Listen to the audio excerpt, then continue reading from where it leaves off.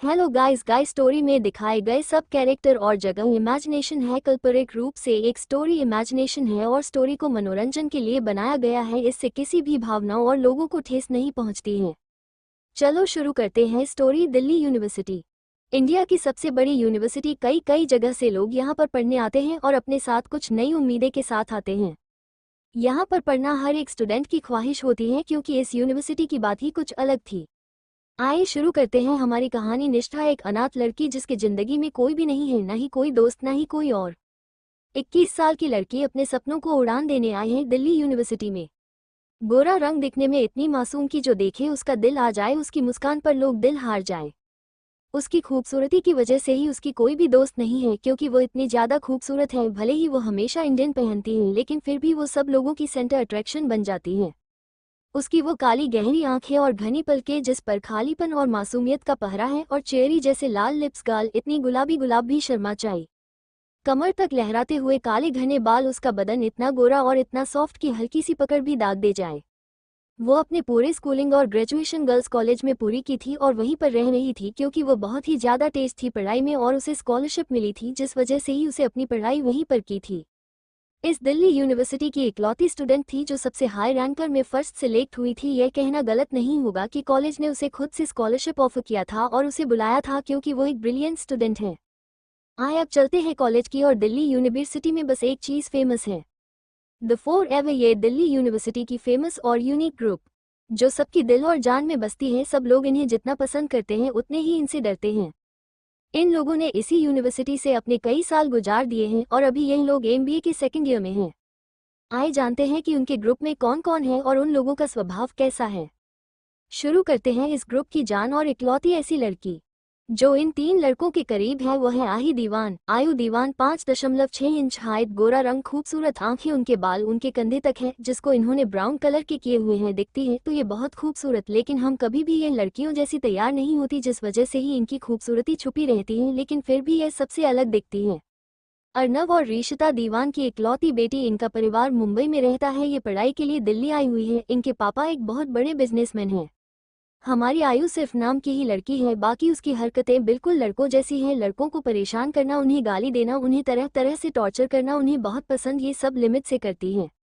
थोड़े एटीट्यूड में रहती हैं लेकिन दिल की साफ है और इन्हें वो लड़कियां बिल्कुल पसंद नहीं हैं जो हमेशा सज धज कर लड़कों के पीछे घूमती हैं। यश कपूर 6 फीट हाइट, हल्का गोरा रंग, ये हमेशा स्टाइल में रहते हैं, अच्छी खासी बॉडी है और हैंडसम भी है।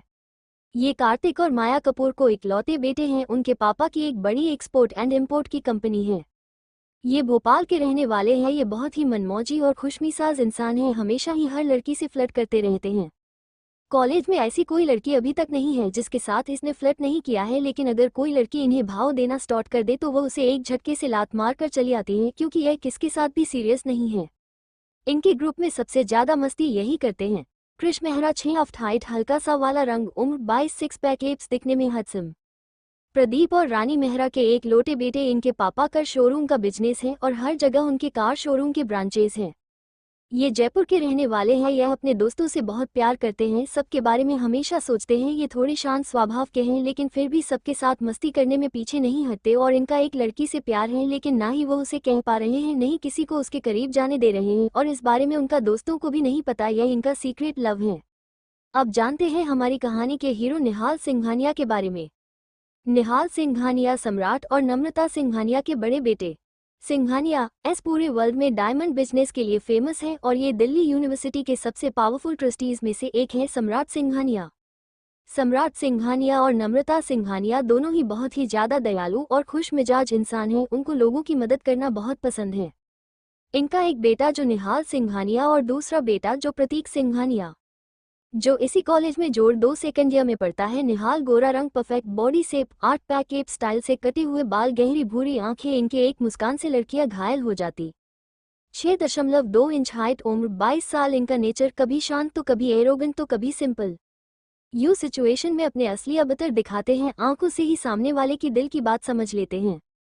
सब लड़कियों का ड्रीम बॉय है ये, लेकिन इनको अपनी ड्रीम गर्ल के इंतजार है। ये किसी भी लड़की को नजर भर कर भी नहीं देखे क्योंकि इन्हें किसी भी लड़की में अपनी ड्रीम गर्ल नहीं दिखती। इनका इंतजार जल्दी ही पूरा होने वाला है।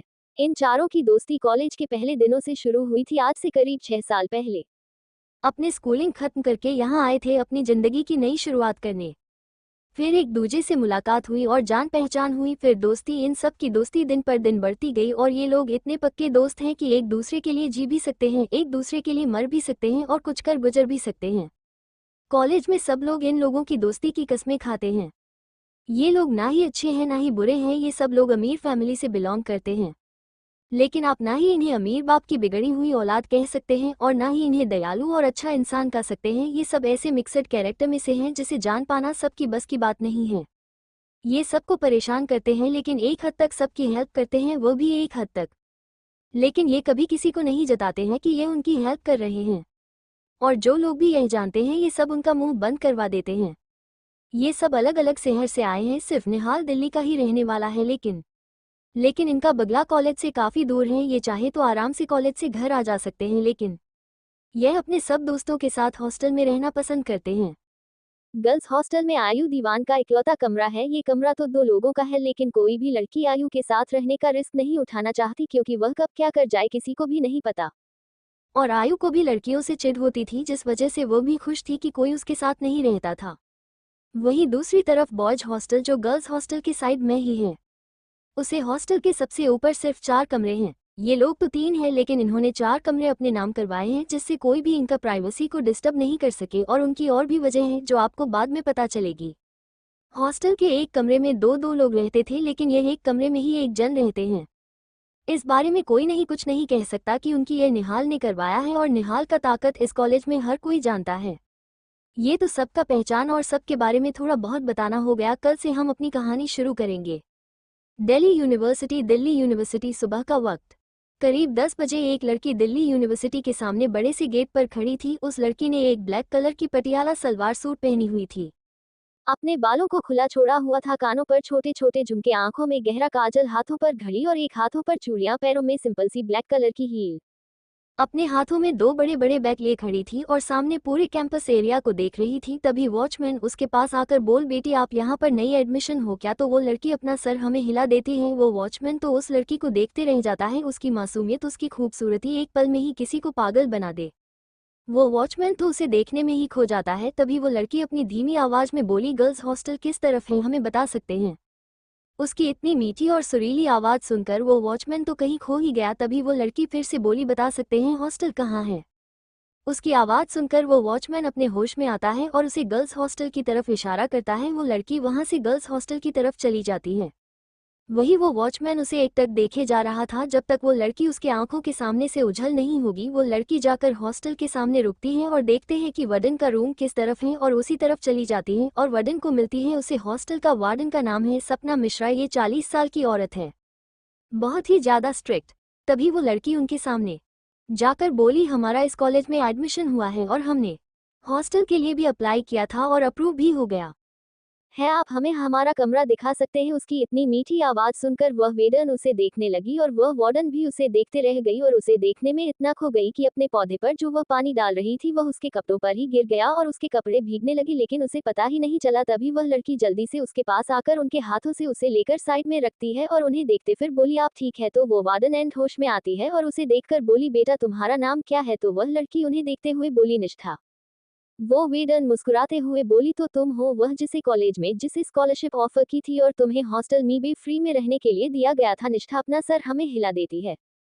तभी वह वार्डन मुस्कुराते हुए उसे देखते हैं और फिर उसे देखकर अपने साइड ड्रॉ से चाबी लेती है और बोली, चलो मैं तुम्हें तुम्हारा रूम दिखा देती हूँ। कहकर वो उसे ऊपर ले जाती है और सीधी उसे चलते हुए उस रास्ते में बात करते हुए बोलती है, वैसे तुम्हारा कमरा तो सबसे बहुत अच्छा है, लेकिन तुम्हारे रूममेट का कोई ठिकाना नहीं है। वो थोड़ी सनकी के टाइप्स की है, वो कब क्या कर जाए तो कुछ पता ही नहीं चलता, लेकिन तुम्हें देखकर लगता है कि तुम उसे संभाल लोगी, क्योंकि उसे चालक लड़कियां बिल्कुल पसंद नहीं हैं और तुम तो बहुत ही ज्यादा मासूम हो। निष्ठा बस उनके बात सुनकर उनके पीछे पीछे अपना सामान लिए चली जा रही थी। इतना सारा सामान सीढ़ियों से ले जाने पर उसे तकलीफ हो रही थी, लेकिन उसे शायद इन सब चीजों की आदत थी, जिस वजह से उसने किसी का भी हेल्प नहीं लिया। जो लड़कियां हॉस्टल में थी वह एक एक करके कमरे से बाहर आकर देख रही थी। वह देखकर हैरान थी कि वह वेडन किसी लड़की से इतने अच्छे से और प्यार से बात कर रही थी और उसे खुद ले जाकर कमरा दिखा रही थी। वह जब उस लड़की को देखते हैं तो सब एक एक करके अपनी जगह ही जम जाती है, क्योंकि वह इतनी खूबसूरत थी कि सब लोग उसे जलने लगे, वह भी एक नजर से ही। वो वेडन सबको डांटते हुई बोली, यहाँ क्या मिठाई बट रही है, सब लोग अपने अपने कमरे के अंदर चलो। उसकी इतनी सख्त आवाज सुनकर सब लोग अंदर चल जाते हैं और वो उसे लेकर एक साइड कमरे की तरफ जाती है जो एक बड़ा सा कमरा था और उसके डोर को लॉक से खोलकर अंदर जाती है। कमरे की हालत बहुत ही ज्यादा खराब थी। कमरे में 2 बेड थे और वो दोनों ही बेड बहुत अच्छे थे और साइड में कबोर्ड और 2 साइड में 2 टेबल से जिसमें पढ़ सकते थे और चेयर्स और कुछ जरूरत की सामान थी। लेकिन उसे कमरे की हालत बहुत बुरी थी। हर जगह कपड़े, हर चीज को इधर उधर बिखराया हुआ था। हर जगह पर टूटी हुई शराब की बोतल पड़ी हुई थी। निष्ठा जल्दी से अपना मुंह पर अपना हाथ रख देती है। तभी वो वार्डन देखते हुए बोली, तुम टेंशन मत लो, मैं आज इसको साफ करवा दूंगी। तुम कॉलेज जाओ, कॉलेज के बाद यहाँ पर आराम से रह सकती हो। पता नहीं क्यों उस वेडन को निष्ठा को देखकर अपनी जैसे फीलिंग आ रही थी। उसे निष्ठा बहुत ही प्यारी लग रही थी, जिससे वो खुद से ही हेल्प करवा रही थी। वो लड़की मासूमियत से अपना सर हमें हिला देती है और अपना सामान को साइड में रखकर एक बैग में अपनी जरूरत की सामान लेकर कॉलेज के लिए निकल जाती है। वहीं दूसरी तरफ कॉलेज में आज न्यू फ्रेशर्स सब आने वाले थे, जिस वजह से कॉलेज में जोरों शोरों की तैयारी हो रही थी, उनके स्वागत की नहीं, उनके रैगिंग की। ये सबसे बड़ा कॉलेज थे और यह बहुत ही से और भाग में डिवाइड हुआ था। जोर 2 फर्स्ट और सेकंड ये एक अलग डिपार्टमेंट और एक अलग साइड का था। जोर 3 यह अलग साइड का और बाकी सब कोर्स के भी अलग अलग साइड थे। लेकिन एमबीए कॉलेज का सबसे एक्सपेंसिव और सबसे हाई क्लास थी। ये कॉलेज के बीचों बीच और बड़े एरिया तक फैली हुई थी। जोर 2 और जोर 3 कॉलेज का एक बहुत छोटा सा साइड था और बाकी कुछ ऐसे ही छोटा छोटा। लेकिन एमबीए बहुत ही ज्यादा बड़ा था। यूनिवर्सिटी के कॉलेज कैंपस में इंटर होते ही सब लोग उसे जगह को देखकर देखते ही रह जाते हैं, क्योंकि वो इतनी सुंदर और डिजाइन और चीजों से बना हुआ था कि सब न्यू फ्रेशर्स काफी एक्साइटेड हो गए थे। लेकिन कुछ ही कदम चलते ही उन सब लोगों की एक्साइटमेंट धारी की धरी रह जाती है, क्योंकि ठीक कॉलेज के बीचों बीच एक बहुत ही बड़ा स्टेज जैसा बना हुआ था और उसके ऊपर सीनियर्स बैठकर रैगिंग कर रहे। ये सुपर सीनियर्स थे जो एमबीए के लास्ट यानी 3rd ईयर पर थे। यह न्यू फ्रेशर्स के साथ रैगिंग कर रहे थे। तभी कुछ ही वक्त बाद कॉलेज के गेट में करीब 4 लोगों की एंट्री हुई थी। एक लड़की जिसने एक हॉट पैंट और एक क्रॉप टॉप पहनी हुई थी, अपने कमर पर एक पतली चेन, हाथों पर कुछ चेन, कंधे तक आते हैं, ब्राउन बालों को खोला छुड़ा हुआ था। बिना मेकअप पर वो बहुत ज्यादा अट्रैक्टिव लग रही थी, भले ही उसने अच्छे से तैयार नहीं हुई थी। कंधे पर एक बैग थी। उसके एक साइड में एक लड़का जो एक डेनिम जैकेट और जीन्स के साथ अंदर एक टी शर्ट पहना हुआ था और आंखों पर गगलेस, वो बहुत ज्यादा कूल लग रहा था। और दूसरी साइड में एक लड़का जो एक शर्ट के साथ एक फॉर्मल पैंट पहना हुआ था, वो काफी शांत लग रहा था। और उन सबके पीछे एक लड़का जिस पर पूरी कॉलेज की नज़र थी। उसने एक ब्लैक जीन्स के साथ ब्लैक शर्ट पहनी हुई थी, हाथों पर घड़ी, पैरों पर बूट्स और स्टाइल से कटे हुए बाल। वो एकदम जहर लग रहा था, जहर। उसके कॉलेज में इंटर होते ही सब लड़कियां उसे ही देख रही थी और न्यू फ्रेशर्स की तो सांसें ही अटक गई थी उसे देखकर। आंखों में गगलेस चढ़ाए हुए, अपने एक हाथों पर रिंग पहनी हुई थी जो बहुत ही ज्यादा साइन कर रही थी।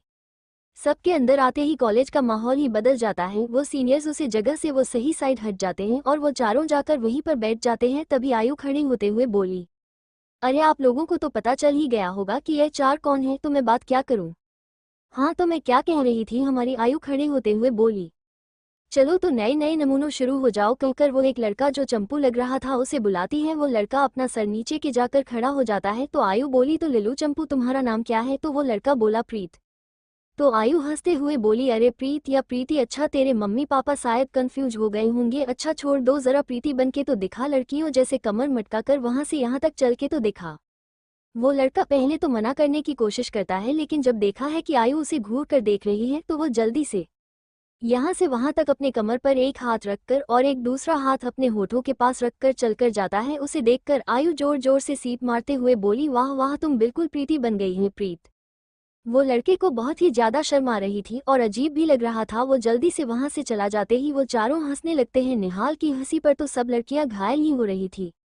तभी एक लड़की जिसने कपड़े के नाम पर सिर्फ कुछ ही कपड़े पहने हुए थे और मेकअप तो इतना कि देखने वाले की आंख ही खराब हो जाए किया हुआ था, वो आकर खड़ी होकर बोली, हेलो माय नेम इज निया, मैं इस कॉलेज में नई हूँ। तो आयु उसे ऊपर से नीचे घूरते हुए बोली, हूँ तो मैं क्या करूँ कि तुम इस कॉलेज में नई हो, तुम्हारी पूजा करूँ या आरती उतारूँ। अच्छा रुको, मैं तुम्हारी आरती ही उतार देती हूँ। ये कहकर वो एक लड़के को इशारा करती है। वो लड़का जो साइड में खड़ा था वो उसका इशारा समझ जाता है और जल्दी से जाकर एक टब पर सर्फ का पानी लेकर आता है और उसे साइड पर रख देता है और एक साफ पानी लेकर आता है। वो लड़की जो निया थी वो सब देख रही थी कि यह सब क्या हो रहा है।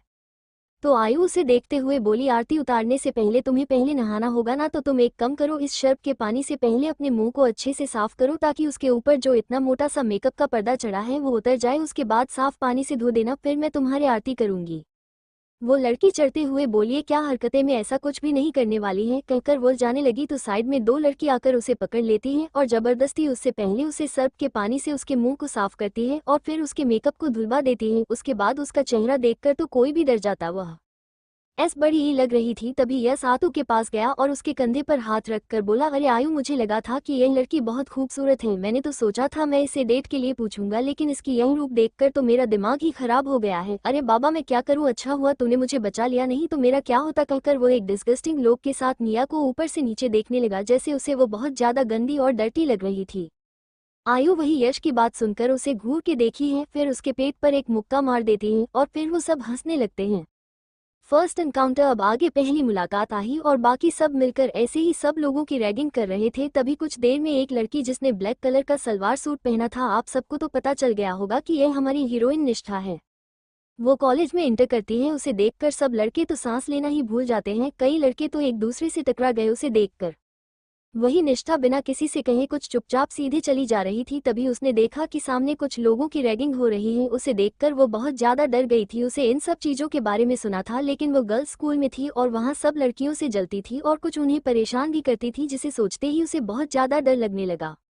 लेकिन अभी इन सबसे और खास करके लड़कों से उसे बहुत ज्यादा डर लग रहा था। वो ज्यादा कभी बाहर नहीं गई थी, इस वजह से उसने ज्यादा कभी लड़कों से बात भी नहीं की थी।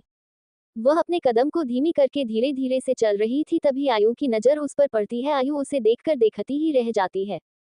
उसे देखकर आयु अपने पलके झपकाना भी भूल गई थी। वो बस एक तक निष्ठा को देखती जा रही थी। उसका बेदाग गोरा रंग, चेहरे पर एक भी मेकअप नहीं है उसे, पर भी वो इतनी खूबसूरत लग रही थी। सिर्फ आंखों में काजल जो उसकी आंखों को और ज्यादा खूबसूरत बना रहा था। और सलवार सूट में भी वो किसी फिल्म की हीरोइन से कम नहीं लग रही थी, बल्कि फिल्म की हीरोइन भी उसके सामने कुछ नहीं थी।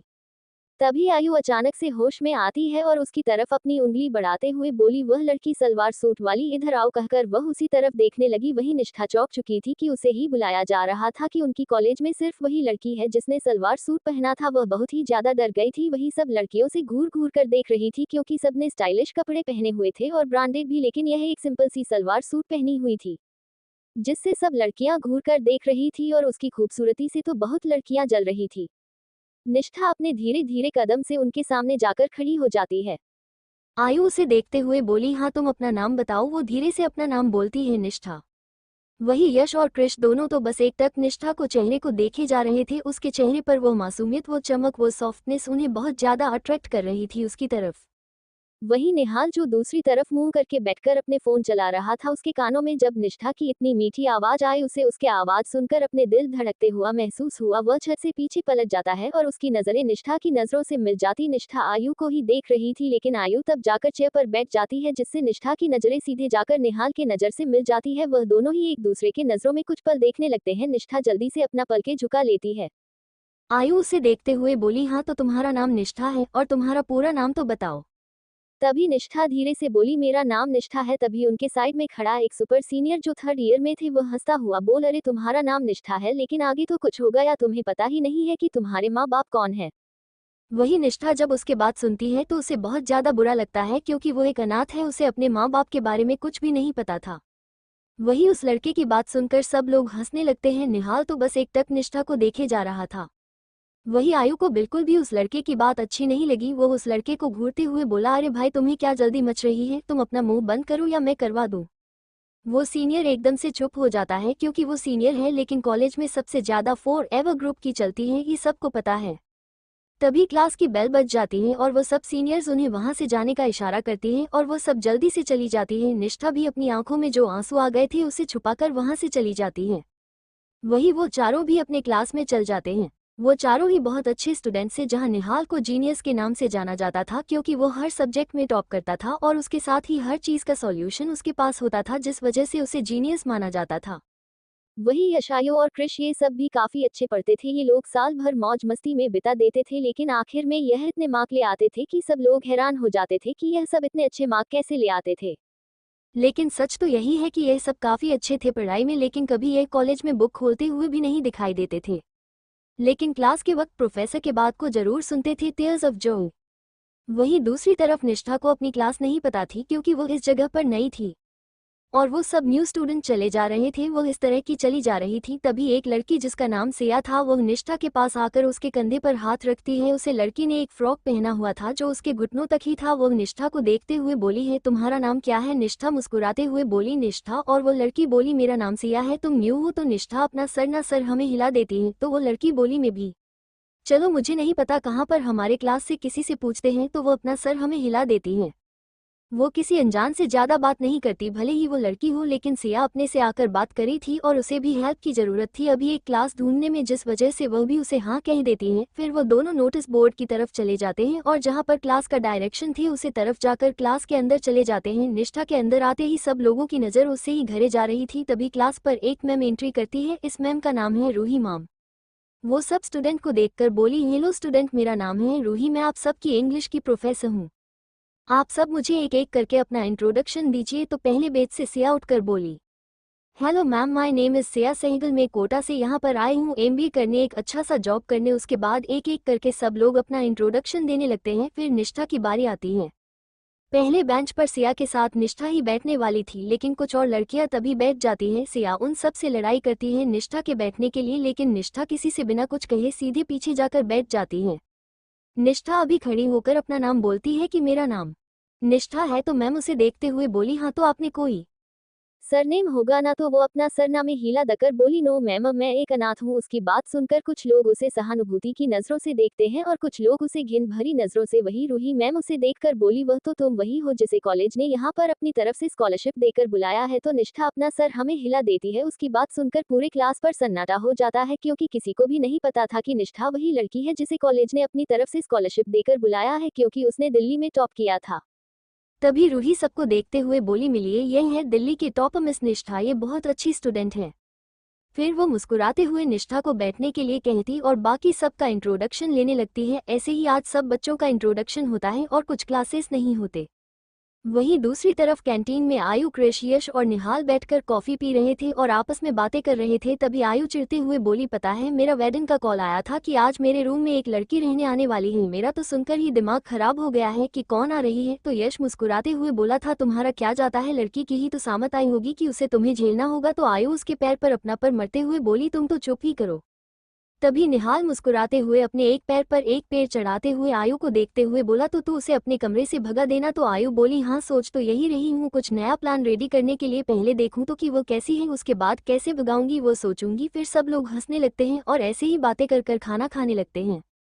वो खाना खा ही रहे थे कि तभी एक लड़की जिसका नाम प्रीति है और वो इन्हीं के ही क्लास में पढ़ती है, वो उन सबके पास चली आती है और निहाल के कंधे पर हाथ रखकर अपनी मीठी आवाज को और भी ज्यादा मीठी करते हुए बोली, ये लो निहाल, मेरे तुम्हें कहाँ कहाँ नहीं ढूंढा तो तुम ये यहाँ मुझे मिले, मुझे तुमसे कुछ जरूरी बात करनी है। निहाल पहले तो उसे घूर कर देखता है और उसके हाथों को अपने कंधे से हटाते हुए बोला, क्या बात करनी है तुम्हें? तो वो बोली, यह सबके सामने कैसे कर सकती है, मुझे कुछ पर्सनल बात करनी है। उसकी बात सुनकर उन चारों की नज़र प्रीति पर ठहर जाती है। वो चारों ही प्रीति को घूर रहे थे। प्रीति को एहसास हो गया था कि उसने कुछ गलत कह दिया, तो वह हंसते हुए बोली, अरे मैं तो बस यही कह रही थी कि मुझे तुमसे कुछ नोट्स चाहिए थे, अगर तुम मुझे दे सकते थे। तो निहाल उसे घूरते भी बोला, जो भी चाहिए मुझे मैसेज कर देना, मैं तुम्हें सेंड करवा दूंगा। वो लड़की उसकी यह बात सुनकर जल्दी से उसे थैंक यू कहकर वहां से भाग जाती है। उसे डर लग रहा था कि आयु उसके साथ कुछ गलत कर ना दे, क्योंकि सबको पता था आयु कुछ भी कर सकती है। उसके जाने के बाद यश हंसते हुए बोला, अरे ये बेचारी लड़की कब से निहाल के पीछे पड़ी हुई है और बेचारी की दिल की बात यह सुन ही नहीं रहा है। तभी कृष निहाल को देखकर बोला, इसे तो अपने ड्रीम गर्ल के इंतजार है ना? निहाल उसकी बात सुनकर मुस्कुराते हुए बोला, हाँ मुझे तो मेरी ड्रीम गर्ल के इंतजार है, जिसे देखकर मुझे कुछ भी ख्याल ना रहे, जिसके छूने से ही मैं पागल हो जाऊं, उसे देखने भर सही दिल जोर जोर से धड़कने लगे। फिर वो अपने दिल पर हाथ रख लेता है। तभी यश हंसते हुए बोला, मुझे लगता है तुझे इलेक्ट्रिक शॉक से प्यार करना चाहिए। उसकी बात सुनकर सब उसे घूरने लगे, तो वो अपने दांत दिखाते हुए बोला, अरे उसका दिल जोर जोर से धड़कता चाहिए, तो इलेक्ट्रिक जब शॉक लगता है तो जो दिल जोर जोर से धड़कता होगा और छूते ही पागल हो जाए तो वो तो हो ही जाएगा ना। कृष और आयु दोनों को उसके बात पर हंसने लगते हैं। वो भी निहाल को देखते हुए बोला, हाँ इसके बात पर लॉजिक तो है, शायद इसने पहली बार कोई लॉजिक वाली बात की होगी। यह कहकर वो तीनों हंसने लगे। वहीं निहाल उन तीनों को घूर के देखने लगा। फिर वो अपने हाथों में पड़े कोल्ड कॉफी को देखा है और फिर एक डेविल स्माइल करके यश को देखा है और एक झटके में यश के ऊपर फेंक देता है। यश जो हंस रहा था वो एकदम से शॉक हो जाता है और सामने निहाल को घूरने लगता है। वो जैसे ही पने कॉफी उठाकर उसे फेंकने वाला था कि निहाल जल्दी से साइड हट जाता है और उसके साइड में बैठे क्रिश के ऊपर वो काफी गिर जाती है। क्रिश उसे देखकर गजुर कर बोला, तेरी हिम्मत कैसे हुई मेरे ऊपर कॉफी फेंकने की? यह कहकर वो उठकर उसके ऊपर कॉफी फेंक रहा था कि वो जल्दी से वहां से उठकर भाग जाता है। वह भागकर कुछ ही दूर गया होगा कि आयु एक जग पानी लेकर जैसे ही यश के ऊपर फेंकने वाली था कि यश चला जाता है। वहां पर कृष्ण जाता है और कृष्ण पूरी तरह से गिला हो जाता है कि वो गुस्से से आयु को देख रहा था। वह जल्दी से आयु के ऊपर वह काफी फेंक देता है जिससे उसके कपड़े खराब हो जाते हैं। वह अपने हाथों से कोल्ड कॉफी लेकर किसी की तरफ फेंकने के लिए भाग रहा था। वही निहाल टेबल पर टिककर खड़ा होकर उन तीनों को देख रहा था जो उस कैंटीन की हालत खराब करने में तुले हुए थे। मस्ती और दोस्ती। अब आगे निहाल खड़ा होकर उन तीनों को देख रहा था जो कैंटीन की हालत खराब करने में लगे थे। तभी उन तीनों की नज़र निहाल पर पड़ी तो वो तीनों निहाल को घूरने लगे क्योंकि उसने ही सब स्टार्ट किया था और वो वैसे खड़ा होकर शो एंजॉय कर रहा था। तभी वो तीनों निहाल की तरफ भागने लगे तो निहाल झट से बाहर की तरफ निकल गया। वो तीनों उनके पीछे। वो सब हंसी मजाक करते हुए गार्डन में आ गए और वहां पर पड़े पानी पाइप्स एक दूसरे पर पानी फुकटने लगे। वहां पर सब क्लास के स्टूडेंट और न्यू फ्रेशर्स के साथ कुछ प्रोफेसर भी उनको ऐसे एंजॉय करते हुए देख रहे थे। उन्हें पता था कि यह सब रोज का है जिस वजह से उन्हें ज्यादा फर्क नहीं पड़ा और वो वहां से चले गए। लेकिन सब स्टूडेंट हमेशा की तरह एंजॉय करते हुए देख रहे थे और न्यू स्टूडेंट तो बहुत ही ज्यादा एंजॉय कर रहे थे। है जरा सी मीठी मीठी हल्की सी खारी यारी यारी यारी यारी यारी यारी हो यार, वो जो समझे बात बिन बोले सारी यारी यारी यारी यारी यारी यारी। ओहो हो ओहो ओहो जिंदा यारों से हुई जिंदगी। ओहो ओहो ओहो तेरी मेरी मेरी तेरी यारी यारी हूँ। तीनों ने मिलकर आयु ऊपर पानी गिरा रहे थे। आयु उन तीनों को गुस्से से घूर रही थी। फिर निहाल आयु के सपोर्ट में आगे आ गया। वो दोनों इन दोनों पर पानी गिरने लगे। ऐसे ही वो लोग मस्ती कर रहे थे। हो कच्ची पक्की गुल्लकों तो तोड़ ताड़ कर, चिल्लरों को अपने सारे जोड़ जाड़ कर, तेरे हिस्से की मैं स्माइल को खरीद लूं। मेरी स्माइल का कहीं ना कहीं से तू जुगाड़ कर, चाय वाले अड्डे की भी चाय से है प्यारी। यू नो यारी यारी यारी यारी यारी यारी यारी यारी वो ओ हो जिसकी चल रही है अब तक उधारी। ह यारी यारी यारी यारी यारी यारी वो ओ हो वो हो जिंदा यारों से हुई जिंदगी। वो ओ हो वो हो तेरी मेरी मेरी तेरी यारी यारी हु वो चारों ही पूरी तरह से भीग रहे थे और नीचे बैठकर सब हंस रहे थे और गाना गा रहे थे। हो बेर के नशे में टल्ली हो के झूम ले मस्तियों के रास्ते में झंडे गाड़ दे। होश हमसे अपना घर के लिए अगर पता, अरे होश से कहे कि हम हैं ऐश में पले, क्लास बंक मार के पहाड़ों पे जारी वॉट, यारी यारी यारी यारी यारी यारी वो हो घर पे गोली देके भागने की बीमारी वो सब, यारी यारी यारी यारी यारी यारी गो वो हो निष्ठा जो अकेली ही कॉलेज से बाहर अपने हॉस्टल की तरफ जा रही थी। उसने जब उन्हें देखा तो देखती ही रहेगा। उसे हमेशा से ही बहुत सारे दोस्त बना रहे थे, उनके साथ मस्ती करनी थी, लेकिन उसकी एक तो इंट्रोवर्ट होने की वजह से उससे कोई दोस्ती नहीं करता था और दूसरी वह बहुत खूबसूरत थी, इस वजह से लड़कियां हमेशा से उससे जलती थी। इन सब को मस्ती करते हुए देखकर उसकी आंखों में हल्की नमी आ गई और चेहरे पर मुस्कुराहट। जिंदा यारों से हुई जिंदगी वो ओ हो वो हो तेरी मेरी मेरी तेरी यारी यारी हु ये फ्रेंड्स फॉरएवर द फॉरएवर। निष्ठा जो उन लोगों से थोड़ी दूर ही खड़ी थी और उन लोगों को देखने में खोई हुई थी, तभी गलती से पानी उसके ऊपर आ गया जिससे वह थोड़ी भीग गई, जिससे वह अपने होश में आए और डर गई और पीछे होने लगी। तभी उन चारों की नज़र निष्ठा पर गई और उसके डरे हुए चेहरे पर उसे जगह पर पानी था जिस वजह से वो पीछे जा रही थी और उसका पैर फिसला और वो धड़ से नीचे गिर गई और अपनी आंखें बंद कर ली। उसे ऐसा गिरता हुआ देखकर सब लोग हंसने लगे।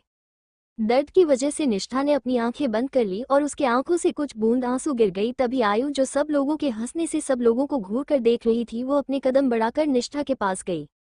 वो उसके के पास पहुंच पाती कि उससे पहले निष्ठा अपने आप ही उठ गई और अपने तेज कदमों से वहां से चली गई।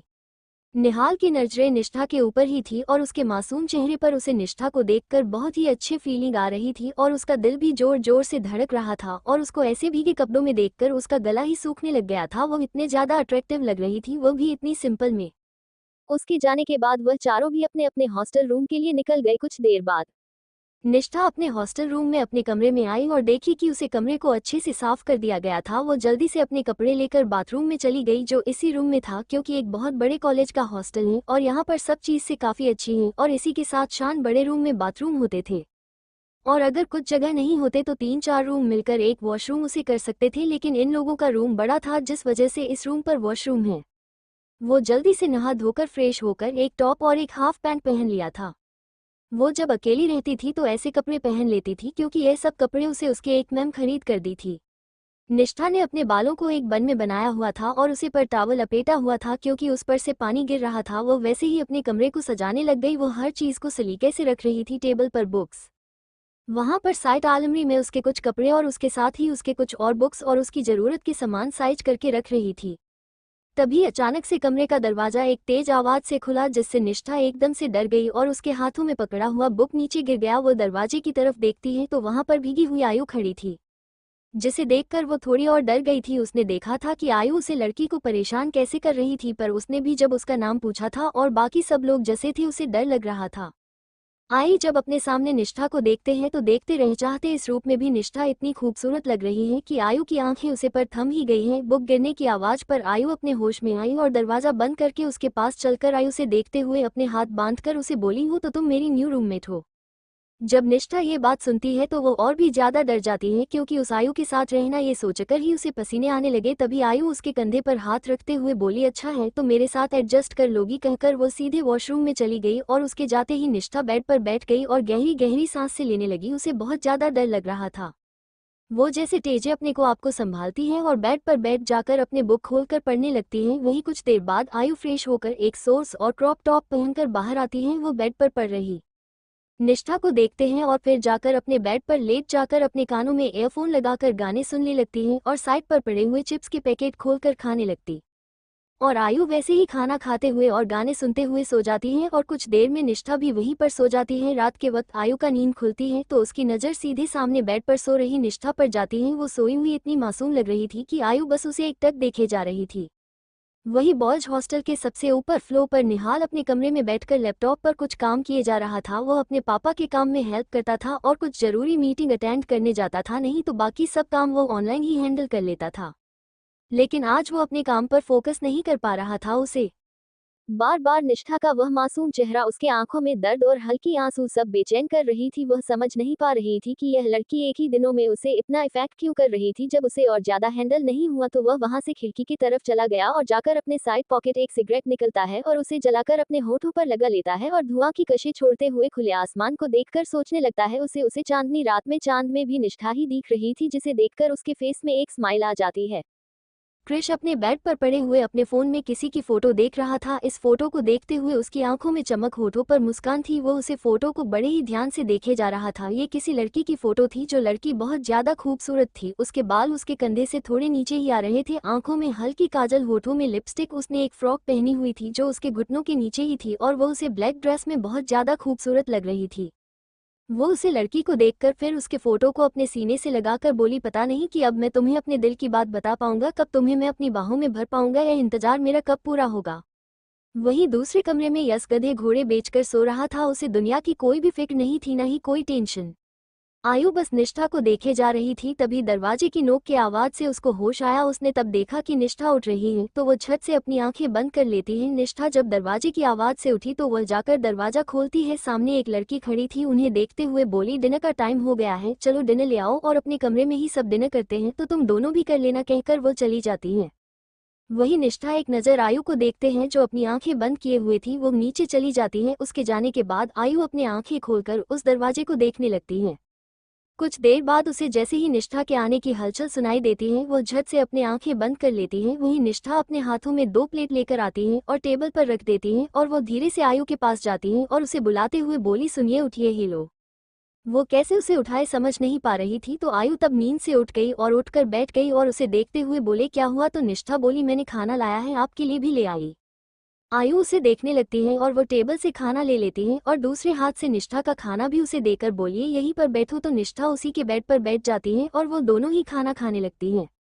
आयु उसे देखते हुए बोली, तो तुम सच में अनाथ हो? निष्ठा सर नीचे किए हुए अपना सर हमें हिला देती है। तो आयु बोली, मतलब तुम्हें तुम्हारे पापा मम्मी के बारे में पता है ना, या तुम्हें ये भी नहीं पता कि वो कौन है? निष्ठा उसके बात सुनकर थोड़ी सैड हो गई और उसे देखते हुए मायूसी भरी चेहरा बनाकर बोली, हमें नहीं पता कि हमारे माता पिता कौन हैं।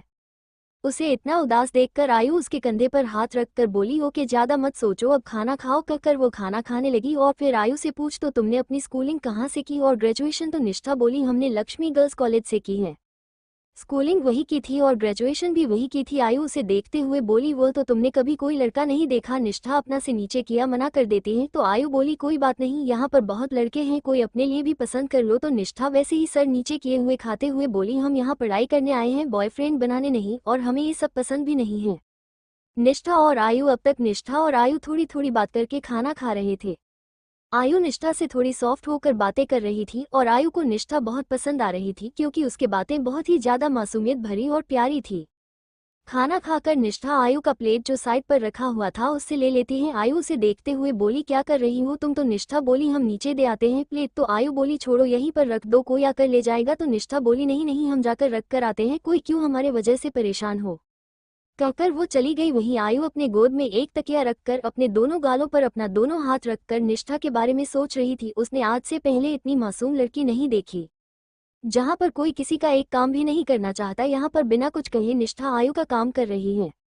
आयु को बहुत अच्छा लग रहा था निष्ठा के साथ, पता नहीं क्यों उसे बहुत अच्छा लग रहा है। ऐसे भी आयु की लाइफ भी कोई आसान नहीं थी। उसके मम्मी पापा बिजनेस में इतने बिजी रहते थे कि कभी उस पर ध्यान नहीं देते, जिस वजह से वो ऐसी हो गई थी। और उसके मम्मी पापा को आयु की इन्हीं हरकत पसंद नहीं थी कि वो हमेशा लड़कों की तरह ही रहती थी। उन्होंने कितनी बार ही आयु को लड़कियों जैसी बिहेव करने की और बात करने की बोली, लेकिन आयु कभी भी लड़कियों जैसे ना ही ढंग से कपड़े पहनती थी, ना ही सजना संवरना करती।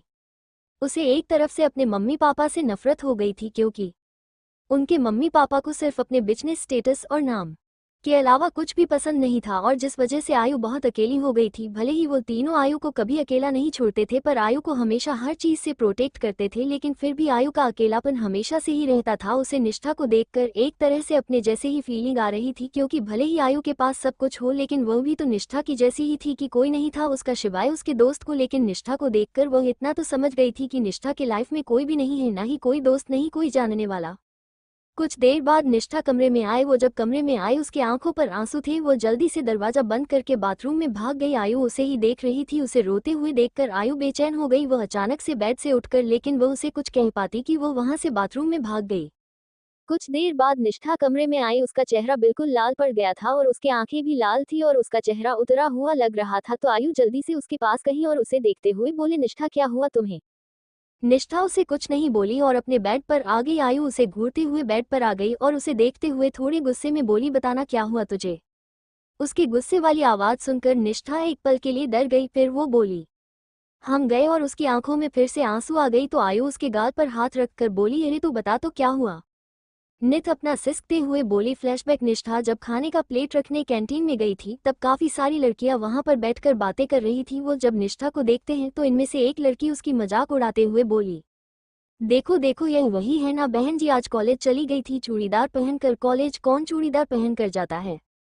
और एक दूसरी लड़की वो निष्ठा को देखते हुए बोली, बहन जी के पास कोई कपड़े तो नहीं है, हम हैं तो एक अनाथ ही, पता नहीं कैसे कॉलेज वालों ने इस पर तरस खाकर इसे इस कॉलेज में रहने दिया, नहीं तो इस कॉलेज में पढ़ने की इसकी औकात ही नहीं है। फिर उसको पहले वाली लड़की उसे घूरते हुए बोली, हाँ, और यहाँ पर रहना और खाना, इस सब तो इसके लिए सपना ही है, फ्री का तो मजे से खा रही होगी, देखो देखो कैसे खाकर आ रही है। कहकर वो सब हंसने लगे, जिस निष्ठा को बहुत ही ज्यादा बुरा लगा।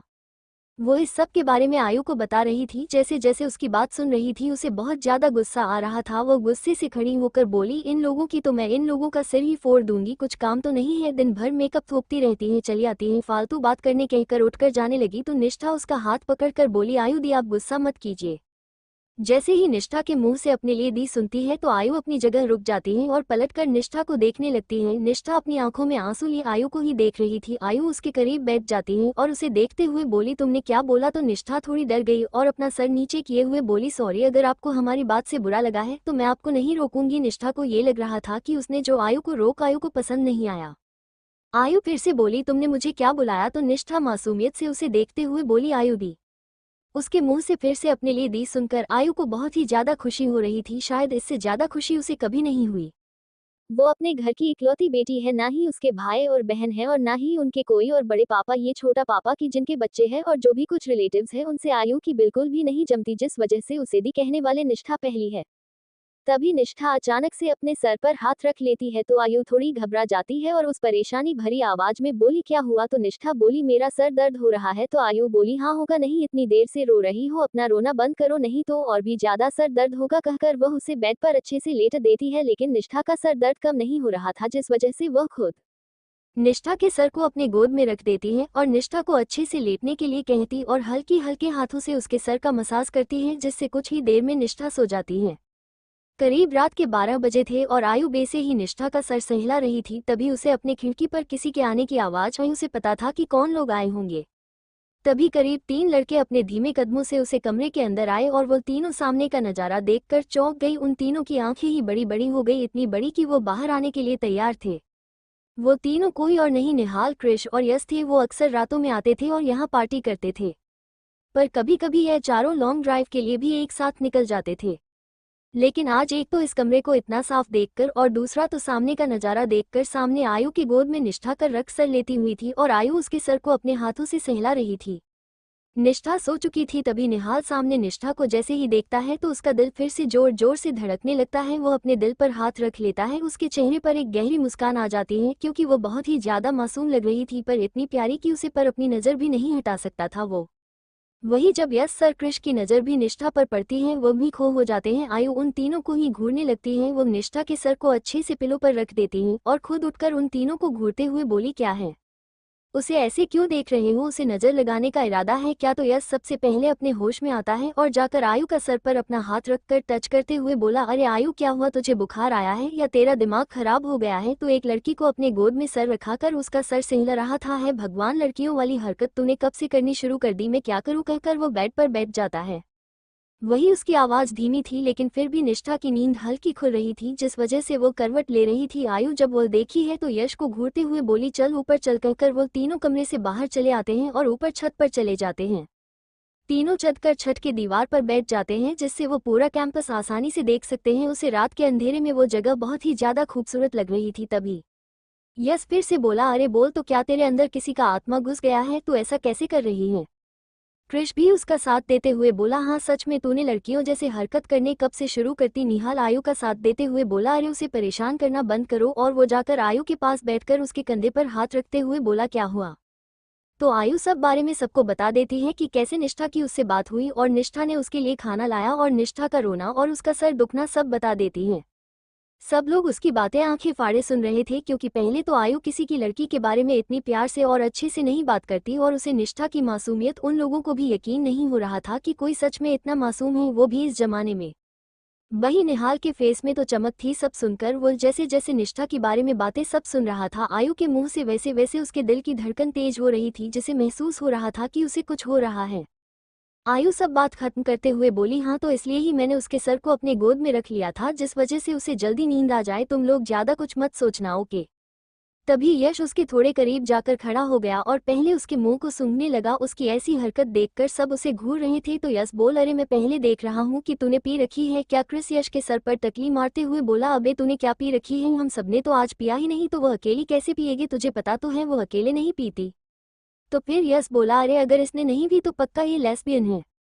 उसके बाद सुनकर आयु तो अपने आंखें फाड़ी इसको देख रही थी। यस आयु को देखते हुए बोली, अरे तुझे शायद निष्ठा से प्यार हो गया है। मैंने सुना था जब लोग प्यार में पड़ जाते हैं तो उसके बारे में इतना सब बोलते हैं और उसकी बात कहते कहते मुस्कुरा देते हैं। तू बिल्कुल वैसा ही रिएक्ट कर रही है। तू लेस्बियन है, मुझे पक्का पता चल गया। आज तुझे निष्ठा से लव एट फर्स्ट साइट हो गया, लेकिन वो भी क्या लेस्बियन है तेरी तरह? फिर अफसोस करते हुए बोला, अरे वो इतनी मासूम थी, मुझे लगा कि मैं उसके साथ एक बार डेट में चला जाऊं, लेकिन वो तो तुझे पसंद आ गई। उसकी बात जैसे ही खत्म होता है, निहाल और कृष जोर जोर से अपना पेट पकड़कर हंसने लगी। वही आयु गुस्से से पहले तो दीवार से नीचे कूदते हैं और अपने पैरों में जो चप्पल पहनी थी उसके अपने हाथ में ली और उसे से यस को पीटने लगी। यस तो पहले कुछ समझ नहीं पाया, फिर वह वहां से भागते हुए बोला, अरे मुझे जो लगा मैंने वह किया, तो मुझे मार क्यों रही है रे? तुम लोग क्यों हंस रहे हो? कहकर वह निहाल और कृष को देखते हुए बोला, मुझे बचाओ इस महाकाली से। कहकर वह छत पर भागने लगा और उसके पीछे आयु भाग रही थी। फॉरवर वो सब ऐसे ही मस्ती कर रहे थे और वो सब ऐसे ही मस्ती करते हुए कुछ फोटोज क्लिक करते हैं और वीडियो बनाते हैं और उसे अपने ग्रुप द फॉरएवर मैं पोस्ट कर देते हैं, वो चारों इस कॉलेज के सेलिब्रिटी से कम नहीं है। कई लड़कियां तो उनके साथ फोटो खींचना चाहते हैं, कई लड़के भी इनके साथ फोटो खींचने और ऑटोग्राफ लेना चाहते हैं, लेकिन ये ज्यादा किसी पर ध्यान नहीं देते, यह अपने आप में ही खुश रहते हैं। तभी वह सब भागम भाग करके थक गए और एक साथ ही एक कोने पर बैठकर और चारों एक साथ हंसने लगे। फिर एक ग्रुप हग कर लेते हैं। फिर आयु उठते हुए बोली, मैं जा रही हूँ सोने। तो यस उसे फिर से चिढ़ाते हुए बोला, हाँ हाँ नहीं तो तुम्हारी बच्ची को रात में बुरे सपने आएंगे, कहकर वो अपने दांत दिखा देता है। आयु उसे घूरते हुए निहाल और कृष को देखते हुए बोली, इसे तुम दोनों चुप करो, नहीं तो किसी दिन यह मेरे हाथों से जाएगा, कहकर वो वहां से चली जाती है। तभी निहाल और कृष उसे घूरने लगे और निहाल बोल, अरे तो क्या बोल रहा है, एक दिन सच में वो तुझे ऐसा धोएगी कि तू फिर से धोने के लायक ही नहीं बचेगा। कृष निहाल को देखते हुए बोला, इसे इसी चीज की जरूरत है, मैं भी आयु के साथ इसको अच्छे से धोने में हेल्प करूंगा, कहकर वो भी हंसने लगा। फिर वो सब हंसने लगे और वह तीनों फिर जहाँ से आए थे वहां से ही नीचे उतरकर बॉयज हॉस्टल में चले गए और अपने रूम में जाकर सो गए। वही दूसरे दिन आज कॉलेज के सारे स्टूडेंट आ गए थे। कल पहला दिन था जिस वजह से कुछ स्टूडेंट्स ही आए थे और कुछ रह गए थे, लेकिन आज न्यू फ्रेशर स्टूडेंट्स सब आ चुके थे और आज इन लोगों का वेलकम होने वाला था जो प्रिंसिपल खुद आकर करने वाले थे। निष्ठा सुबह सुबह उठकर नहा धोकर अपनी टेबल पर रखे हुए गणेश मूर्ति को पूजा करती है। उसकी आवाज से आयु की नींद टूट गई। वो सुबह सुबह आंख खोलकर देखती है तो निष्ठा एक लॉन्ग कुर्ती पहनी है और नीचे एक जीन्स पहनाकर गले पर एक स्क्रैप डाला हुए है और अपने बालों को हल्की चोटी में बंधा हुआ है, पर अपने माथे पर बिंदी, आंखों पर काजल लगाए भगवान के सामने हाथ जोड़कर खड़ी थी। सुबह सुबह बहुत ही ज्यादा प्यारी लग रही थी। आयु के फेस में भी स्माइल आ गई। उसे देखकर वह भी उठकर बैठ गई। निष्ठा आयु की तरफ देखती है और जल्दी से बोली, आयु दी मैं कॉलेज के लिए जा रही हूँ। आयु अपने सर हमें हिला देती है। निष्ठा भी नीचे चली जाती है। आयु फिर से सो जाती है। करीब 1 घंटे बाद वो रेडी होकर कॉलेज के लिए निकल जाती है। वही कॉलेज के ऑडिटोरियम हॉल में न्यू फ्रेशर्स बैठे हुए थे और सामने प्रोफेसर सब आ चुके थे। प्रिंसिपल का इंतजार हो रहा था। तभी सब लोग शांत हो जाते हैं। ये सब लोग इतने शांत हो गए उसे देखकर सिया जो निष्ठा के पास से बैठी थी निष्ठा को देखते हुए बोली, अरे ये लोग ऐसे शांत हो गए कि कोई हिटलर आ गया है। निष्ठा उसे बस देखकर चुप रहने का इशारा करती है और सामने देखने लगती है। तभी सामने करीब 45 साल का आदमी आता है। वो दिखने में काफी खड़ूस लग रहा था। उसके चेहरे पर ही उसका गुस्सा था। उसे प्रिंसिपल के सर पर बाल नहीं थे, बड़ी मूछें थी और उसने एक वाइट शर्ट और फॉर्मल पैंट पहने हुए थे और उसकी हाइट थोड़ी छोटी थी। वो आदमी आकर सीधे स्टेज पर चढ़ जाता है और माइक के सामने खड़ा होता हुआ बोल, हेलो स्टूडेंट, मैं आपका principal Prakash Deshmukh. I hope आप सब इस कॉलेज में आने से बहुत खुश होंगे। मैं चाहता हूँ कि आप सब इस कॉलेज का नाम और भी ज्यादा रोशन करें। तभी पीछे से एक सीनियर बोला, अगर रोशनी करना है तो लाइट लगा लो या फिर रोशनी को बुला लो, वो सबको रोशन कर देगी। उसकी बात सुनकर जहां सब लोग हंसने लगे वही प्रिंसिपल को गुस्सा आने लगा। वो गुस्से से बोल, कौन बोल रहा है। तभी फिर से एक आवाज आई, मैं बोल रहा हूँ। इतने बच्चों के भीड़ में कौन बोल रहा है ये पता नहीं चल पा रहा था, जिसका फायदा वो सब उठा रहे थे। तभी फिर से किसी ने बोला, अरे टिकलू। ये सुनकर तो सब लोग और जोर जोर से पेट पकड़कर हंसने लगे। फ्रेशर भी बहुत एंजॉय कर रहे थे। इन सबको उन्हें बहुत अच्छा लग रहा था। तभी ऑडिटोरियम का दरवाजा खुला और 4 लोग अंदर आए। ये 4 कोई और नहीं, फॉरएवर थे। उन लोगों के एंटर होते ही वो जगह बिल्कुल शांत हो गई। वो चारों ही किसी सेलिब्रिटी की तरह स्टाइल से एंटर करते हैं और सीधे जाकर प्रिंसिपल के बगल में खड़े हो जाते हैं। तभी निहाल प्रिंसिपल के गले पर बहें डालते हुए अपनी नज़रों को पूरे ऑडिटोरियम हॉल में फेराता है और आखिर में उसकी नज़रें निष्ठा की नज़रों से मिल जाती हैं और वो उसे ही देखने लगता है। वही प्रिंसिपल तो पहले निहाल को घर के देखा है, लेकिन उसने कुछ नहीं कहा क्योंकि उसकी इतनी हिम्मत नहीं है वो निहाल को कुछ कह सके। वो इन चारों से बहुत ज्यादा डरता है क्योंकि यह चारों कब क्या कर दे कोई कह नहीं सकता। वही फ्रेशर के बीच बैठी निष्ठा की नजरें जब निहाल से मिलती है तो उसे कुछ अजीब एहसास होने लगता है, तो वह जल्दी से अपने पलके झुका लेती है जिससे निहाल के फेस में डीप स्माइल आ जाती है, जिसे देखकर सब लड़कियां हुटी करने लगती है क्योंकि उसकी स्माइल थी इतनी कातिल कि सब लड़कियां उसे पर फिदा थी। निहाल सब लड़कियों को देखने लगा, फिर वो अपनी नज़र निष्ठा पर करते हुए उसे देखते हुए बोला, साइलेंट गाइज। हाँ तो हम ये बोलने आए हैं कि आज से 1 महीने बाद आप सबकी फ्रेशर्स पार्टी है और उसकी इनविटेशन आप सबको अपने अपने क्लासेस 2 दिन पहले मिल जाएगा। और फिर वो प्रिंसिपल को देखते हुए बोला, अरे आप कुछ कह रहे थे। तो प्रिंसिपल थोड़ी देर डरते हुए अपने माथे का पसीना पहुंचकर सामने सब बच्चों को देखकर फिर निहाल को देखते हुए बोला, मैं बस ये कह रहा था कि सब लोग अच्छे से पढ़ाई करो। तभी क्रिश जाकर प्रिंसिपल के दूसरे कंधे पर हाथ रखकर अपना दूसरा हाथ यश के कंधे पर रखते हुए बोली, हाँ अगर पढ़े ना करे। तो प्रिंसिपल हकलाते हुए बोला, तो कुछ नहीं, हम तो बस कह ही सकते हैं, बाकी सब बच्चों की मर्जी, वो क्या करना चाहते हैं। ये सुनते ही आयु खुश हो गई और प्रिंसिपल के गाल को खींचते हुए बोली, ये बोली ना तुमने अच्छी बात।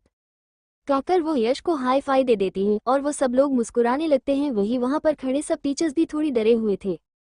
तभी यश माइक को अपने सामने करते हुए बोला, hello girls and hello brother, आप सब जाए अपनी लाइफ एंजॉय कीजिए और मौज मस्ती कीजिए और नए नए गर्ल्स को डेट कीजिए, जो करना है कीजिए पर लिमिट में कीजिए, नहीं तो हमसे बुरा कोई नहीं होगा। और आपको पता तो होगा, बाकी कुछ कहना और कुछ जानना है तो हमसे मत पूछना। कहकर वो हंसने लगता है और तभी कृष उससे माइक लेते हुए बोला, okay guys, go and enjoy. फिर वहां से एक एक करके सब सीनियर्स और फ्रेशर्स जाने लगते हैं। जैसे ही निष्ठा और सिया जा रहे थे कि यस उनके रास्ता रोकते हुए बोला, हेलो गर्ल्स, कहाँ जा रहे हो? तो सिया उसे देखते हुए बोली, क्लास में जा रहे हैं। आपको कुछ काम था क्या सर? ये कहकर वो थोड़े डरते हुए सामने खड़ी यश को देख रही थी, क्योंकि उसे भी यश से डर लग रहा था, क्योंकि जो लोग प्रिंसिपल से नहीं डरते तो वो उनके साथ कुछ भी कर सकते हैं। तभी यश सिया को देखते हुए बोला, अरे तुम मुझसे डर क्यों हो? मैं तुम्हें थोड़ी खा जाऊंगा। फिर वो निष्ठा को देखते हुए बोला, हेलो निष्ठा जी, आप क्या कर रही हैं? निष्ठा ने कोई भी जवाब नहीं दी, बस अपना सर नीचे कर लेती है। यश फिर से निष्ठा से कुछ पूछता कि वहां पर सब आ जाते हैं। आयु यश को घूरते हुए बोला, तू चल मेरे साथ, तू यहाँ क्या कर रहा है? फिर वो उन दोनों को देखते हुए बोला, तुम दोनों जाओ यहाँ से। उसकी बात सुनकर सिया झट से निष्ठा का हाथ पकड़ लेती है और वहां से हवा की तरह गायब हो जाती है। उन दोनों को ऐसे जाते हुए देखकर यश आयु को देखते हुए बोला, अरे कि तेरी निष्ठा से डर गई कि जैसे मैं उसे खा ही जाऊंगा। आयु उसे करते हुए बोला, अरे तू तो उसे डरा रही थी, वो बहुत ही ज्यादा मासूम है, वो जल्दी ही डर जाती है और तुझसे तो वो बहुत ही ज्यादा डर जाएगी, क्योंकि तू दिखता भी बंदर जैसा है। कहकर को हंसने लगी। वही निहाल जहां से निष्ठा गई थी उसी तरफ ही देख रहा था। कृष उसके कंधे पर हाथ रखते हुए बोला, क्या हुआ? निहाल बस मुस्कुरा दिया और वो चारों एक दूसरे के कंधे पर हाथ रखकर वहां से चले जाते ही वही निष्ठा और सिया सीधे अपनी क्लास में चले जाते हैं और अपनी क्लासेस अटेंड करने लगते हैं। वो दोनों ही पढ़ाई में अच्छी थी और दोनों ही पढ़ाई में बिजी हो गए थे। कुछ देर में उन दोनों की क्लासेस खत्म होती हैं और सिया को तक बहुत ज्यादा भूख लग चुकी थी। वह बहुत ही ज्यादा फूडी और मस्तीखोर लड़की थी। वह अपने पेट में हाथ रखते थे। निष्ठा को देखकर बोली, अरे मुझे बहुत ज्यादा भूख लग रही है, तू जल्दी से कैंटीन में चल। कहकर उसे खींचते हुए कैंटीन में ले गई। निष्ठा उसे मना कर रही थी लेकिन वह उसकी बात नहीं सुन रही थी। वही कैंटीन में आयु और उसके ग्रुप के सब वहां पर ही बैठे हुए थे। वही सिया और निष्ठा भी जाकर उनके पास वाले टेबल पर बैठ जाती है। उनका पीठ उन लोगों की तरफ था, इस वजह से वह दोनों उन चारों को नहीं देख पाती। निष्ठा अभी भी खाने के लिए मना कर रही थी तो सिया उसे घूरते हुए बोली, अरे तू बता, हॉस्टल में तो सुबह खाना नहीं देते, तो तूने सुबह क्या खाया? निष्ठा बोली, कुछ नहीं। हाँ तो तूने सुबह से अब तक कुछ नहीं खाया, फिर भी तुझे भूख नहीं लग रही है? मुझे बार बार मना कर रही है। तो निष्ठा अपना सर नीचे किए हुए बोली, मुझे भूखे रहने की आदत है। तो सिया बोली, मतलब? तो निष्ठा बोली, बचपन में अनाथ आश्रम में कभी कभी खाना मिलता था और कभी कभी नहीं, तो मैं वहां पर भूखी रह जाती थी और हॉस्टल में भी ऐसा ही था। और वहां पर मेरे पास पैसे भी नहीं होते थे सुबह खाने के लिए, जिस वजह से पर मैं सुबह नहीं खाती थी और कभी कभी दिन में भी हमें खाना नहीं मिलता था, तो मुझे आदत है। तुम खाओ, मुझे नहीं खाना। कहकर उठने लगती है कि सिया उसका हाथ पकड़कर उसे बैठाते हुए बोली, अरे मैंने तुझे पैसे की बात बोली क्या? तू बस मेरे साथ खा, मुझे अकेला खाना बिल्कुल भी अच्छा नहीं लगता, तू बस मेरे साथ खाएगी तो खाएगी। वो थोड़ी ऊंचे आवाज में बोली जिससे सब लोग उसे देखने लगे। वो अपना सर नीचे किए हुए धीमे आवाज में बोली, अरे थोड़ा तेज हो गया। वही उन्हीं के पीछे टेबल पर बैठे निहाल, यश, कृष और आयु चारों निष्ठा की और सिया की सारी बातें सुन लिए थे। निष्ठा की सब बात सुनकर उन लोगों को काफी बुरा लग रहा था। उन्हें याद आ रहा था कि वह कैसे से बचपन में खाने को फेंक देते थे क्योंकि उनका पसंदीदा खाना नहीं होता था, और वहीं कुछ लोग ऐसे भी थे जिन्हें कुछ वक्त खाने को भी नहीं मिलता था। वो तो बच्चे थे, जिस वजह से उन्हें तब उसे चीज की पता नहीं थी, लेकिन जब से उन्हें खाने का महत्व पता चला था तब से वो भले ही कभी ऐसा नहीं करते थे, लेकिन फिर भी उन्हें निष्ठा की बात सुनकर बहुत ही ज्यादा दुख हो रहा था। दर्द वही निष्ठा जिस तरफ बैठी थी, निहाल को उसे तरफ से निष्ठा का चेहरा दिख रहा था, जिस वजह से वो एक टक निष्ठा का चेहरे को ही देखे जा रहा था। उसके दिल में ये सोचकर दर्द हो रहा था कि निष्ठा ने अपनी लाइफ में कितना कुछ सहाय होगा, लेकिन वो ये समझ नहीं पा रहा था कि उसे इतना बुरा क्यों लग रहा है, क्योंकि ना ही निष्ठा से उसकी कोई जान पहचान है, ना ही उसकी कोई बात हुई है। उन दोनों ने तो अभी तक शायद एक दूसरे को ठीक से देखा भी नहीं है। वही आयु जब ये सुनती है तो उसे रह नहीं जाता। वो पीछे पलटकर निष्ठा को देखते हैं और कैंटीन में कम कर रहे हैं एक लड़के को अपने पास बुलाती है और कुछ खाने का ऑर्डर देकर उसे निष्ठा की टेबल पर भिजवाने के लिए कहती है। वो दोनों बैठकर कॉफी ही पी रहे थे कि तभी उन लोगों के पास बहुत सारा खाने का ऑर्डर आ जाता है। तभी निष्ठा और सिया वो दोनों ही कंफ्यूजन से उसे लड़के को देखते हैं, तो वो लड़का समझ जाता है और उन दोनों को देखते हुए अपने पीछे वाले टेबल पर इशारा करते हुए बोला, उन्होंने आपके लिए ऑर्डर किया है। कहकर वह आयु की तरफ इशारा कर देता है। आयु भी पीछे पलटकर उन दोनों के देखी है और एक फीकी सी स्माइल दे देती है, जिससे वह दोनों भी कुछ और नहीं खाती और वह दोनों खाने लगती है। कुछ देर बाद खाना खाकर वह दोनों वहां से चले जाते हैं। वही सिया ने आज बहुत ज्यादा खाना खा लिया था। वो अपने पेट को पकड़ते हुए बोली, अरे मर गई रे, इतना सारा खाना खा लिया, मैं अब चल भी नहीं पा रही हूँ। फिर वो निष्ठा को देखते फिर बोली, तू अभी चल रही है क्या? हॉस्टल में जा रही हूँ, मुझे अभी क्लास नहीं करना है। तो निष्ठा बोली, मुझे प्रिंसिपल सर ने बुलाया है, मैं कुछ देर में आ जाऊंगी, तुम चली जाओ। सिया उसे ठीक है कहकर वहां से चली जाती है। वहीं निष्ठा प्रिंसिपल के केबिन के लिए चली जाती है। वो जैसे ही प्रिंसिपल के कैबिन से लौट रही थी कि तभी उसके सामने एक लड़का आ गया। ये लड़का वही था जो कल पहले सब फ्रेशर्स को परेशान कर रहा था। ये थर्ड ईयर का था। ऐसे अचानक से किसी के सामने आ जाने से निष्ठा डर जाती है और 2 कदम पीछे चल जाती है। वह एक खाली कॉरिडोर था जिससे बहुत कम ही बच्चे जा रहे थे क्योंकि उसे तरफ प्रिंसिपल का केबिन था और उसे तरफ कोई जाने की हिम्मत नहीं करता था। वो लड़का निष्ठा के ऊपर से नीचे तक देखते हुए बोला, hello my name is Rohan. निष्ठा बहुत डर गई थी क्योंकि उसे उसके नजरें और बातें दोनों ही अच्छे नहीं लग रही थी। वह पहले तो साइड होकर जाने लगी लेकिन वह लड़का उसके सामने अपना हाथ रखकर उसे रोकते हुए बोला, अरे क्या हुआ, तुम मुझसे डर क्यों रही हो? अरे हम सीनियर्स ही तो थोड़ी जान पहचान बढ़ा लो, कभी हमारी जरूरत पड़ जाए तो। निष्ठा अपने सर नीचे किए हुए धीमी आवाज में बोली, हमें जाने दीजिए प्लीज। उसकी इतनी धीमी और मधुर आवाज सुनकर वह लड़का अपनी गंदी नजरों से निष्ठा के ऊपर से नीचे देखते हुए बोला, है तुम्हारी यह मीठी आवाज दिल को चिढ़ जाती है। तुम अपनी इस मीठी आवाज से एक बार मेरा नाम तो ले लो, कहकर वो उसकी तरफ अपने कदम बढ़ाने लगा। डर की वजह से निष्ठा अपने कदम पीछे करने लगी। उसके साथ ऐसा कभी नहीं हुआ था क्योंकि वह गर्ल्स स्कूल में थी और वहां पर कोई भी लड़का नहीं आता था और गर्ल्स कॉलेज में भी, और वह बहुत ही कम बाहर जाया करती थी। अगर उसे कभी की कुछ चाहिए था वह उसे अपने टीचर से कह देती थी जी उन्हें स्कॉलरशिप के पैसे देते थे, जिस वजह से उसे कभी बाहर जाने की जरूरत नहीं पड़ी है, ना ही कभी किसी लड़के से सामना हुआ।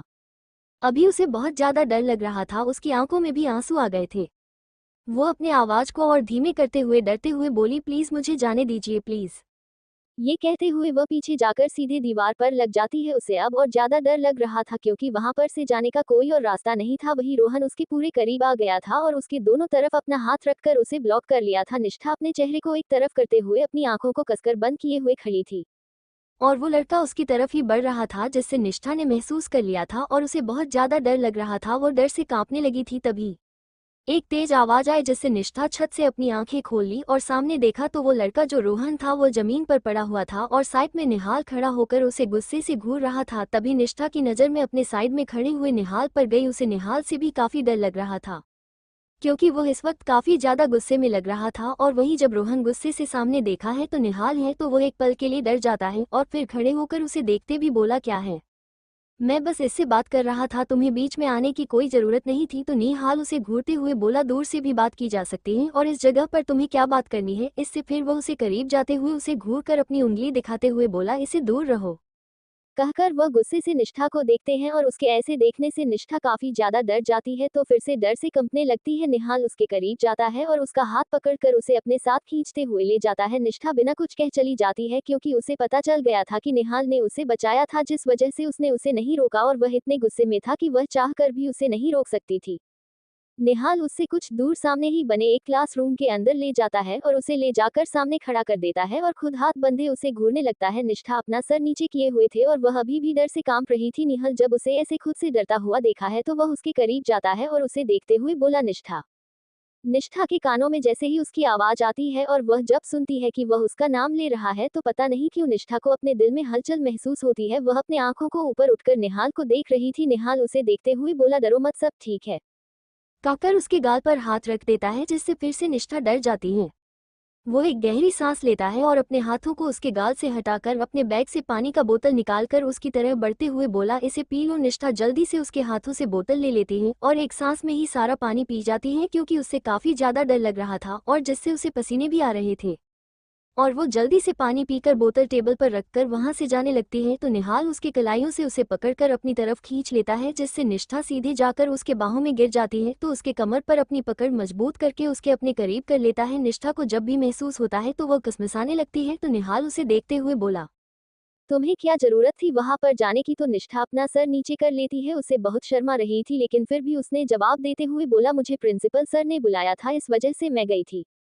तो फिर निहाल बोल, तुम अकेले क्यों गई, अपनी किसी दोस्त को ले जाती। तो निष्ठा ऐसे ही कर नीचे किए हुए बोली, वो उसे हॉस्टल वापस जाना था इसलिए मैं अकेली आ गई। तो निहाल उसके चिन्ह पर अपना हाथ रखकर उसके सर को ऊपर उठाता है और उसकी आंखों पर कुछ देर देखकर उसे बोला, सुनो, अगर कहीं जाना है तो किसी के साथ जाना, अकेले में जाना, छोटे बच्चों अकेले कहीं आते जाते नहीं, समझ गई।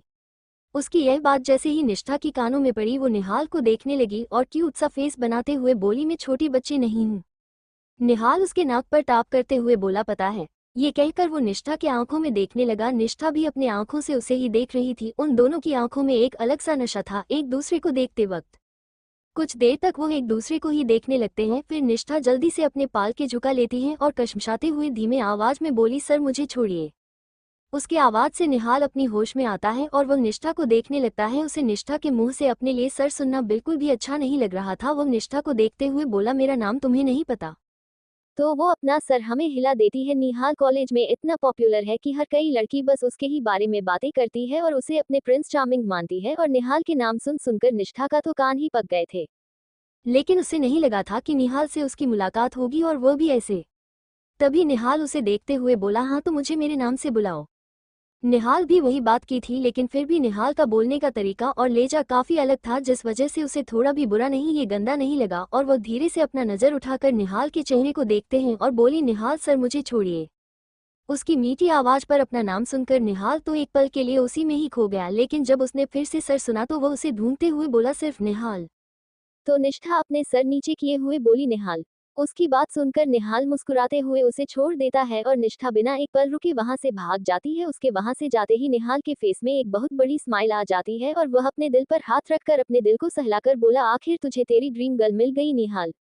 कितनी मासूम है ये, कितनी प्यारी है ये, तो मेरी जान लेकर ही मानेगी। एक दिन फिर उसे अचानक से रोहन की हरकत याद आ जाती है, जिससे उसे फिर से गुस्सा आने लगता है। वो अपने हाथों की मुट्ठी बनाते हुए बोला, उसे रोहन को तो मुझे सबक सिखाना ही होगा। बहुत उड़ रहा है, उसकी हिम्मत कैसे हुई मेरी निष्ठा को परेशान करने की। उसके ऐसी हालत करूंगा कि वो उसके आसपास भटकने से पहले 100 बार सोचे।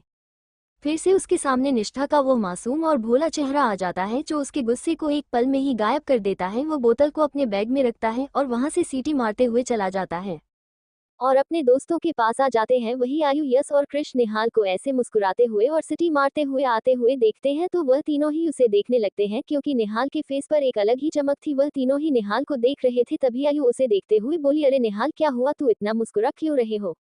यस उसे देखते हुए खुशी से बोल, क्या तुम्हें तुम्हारी ड्रीम गर्ल मिल गई? उसकी बात सुनकर निहाल एक पल के लिए रुक गए और उसे देखने लगा। उसके ऐसे देखने से यसे उड़बड़ाते हुए बोला, अरे मैं तो बस ऐसे ही कह रहा था, अगर नहीं मिली तो मिल जाएगी, तू सब्र कर सब्र कर।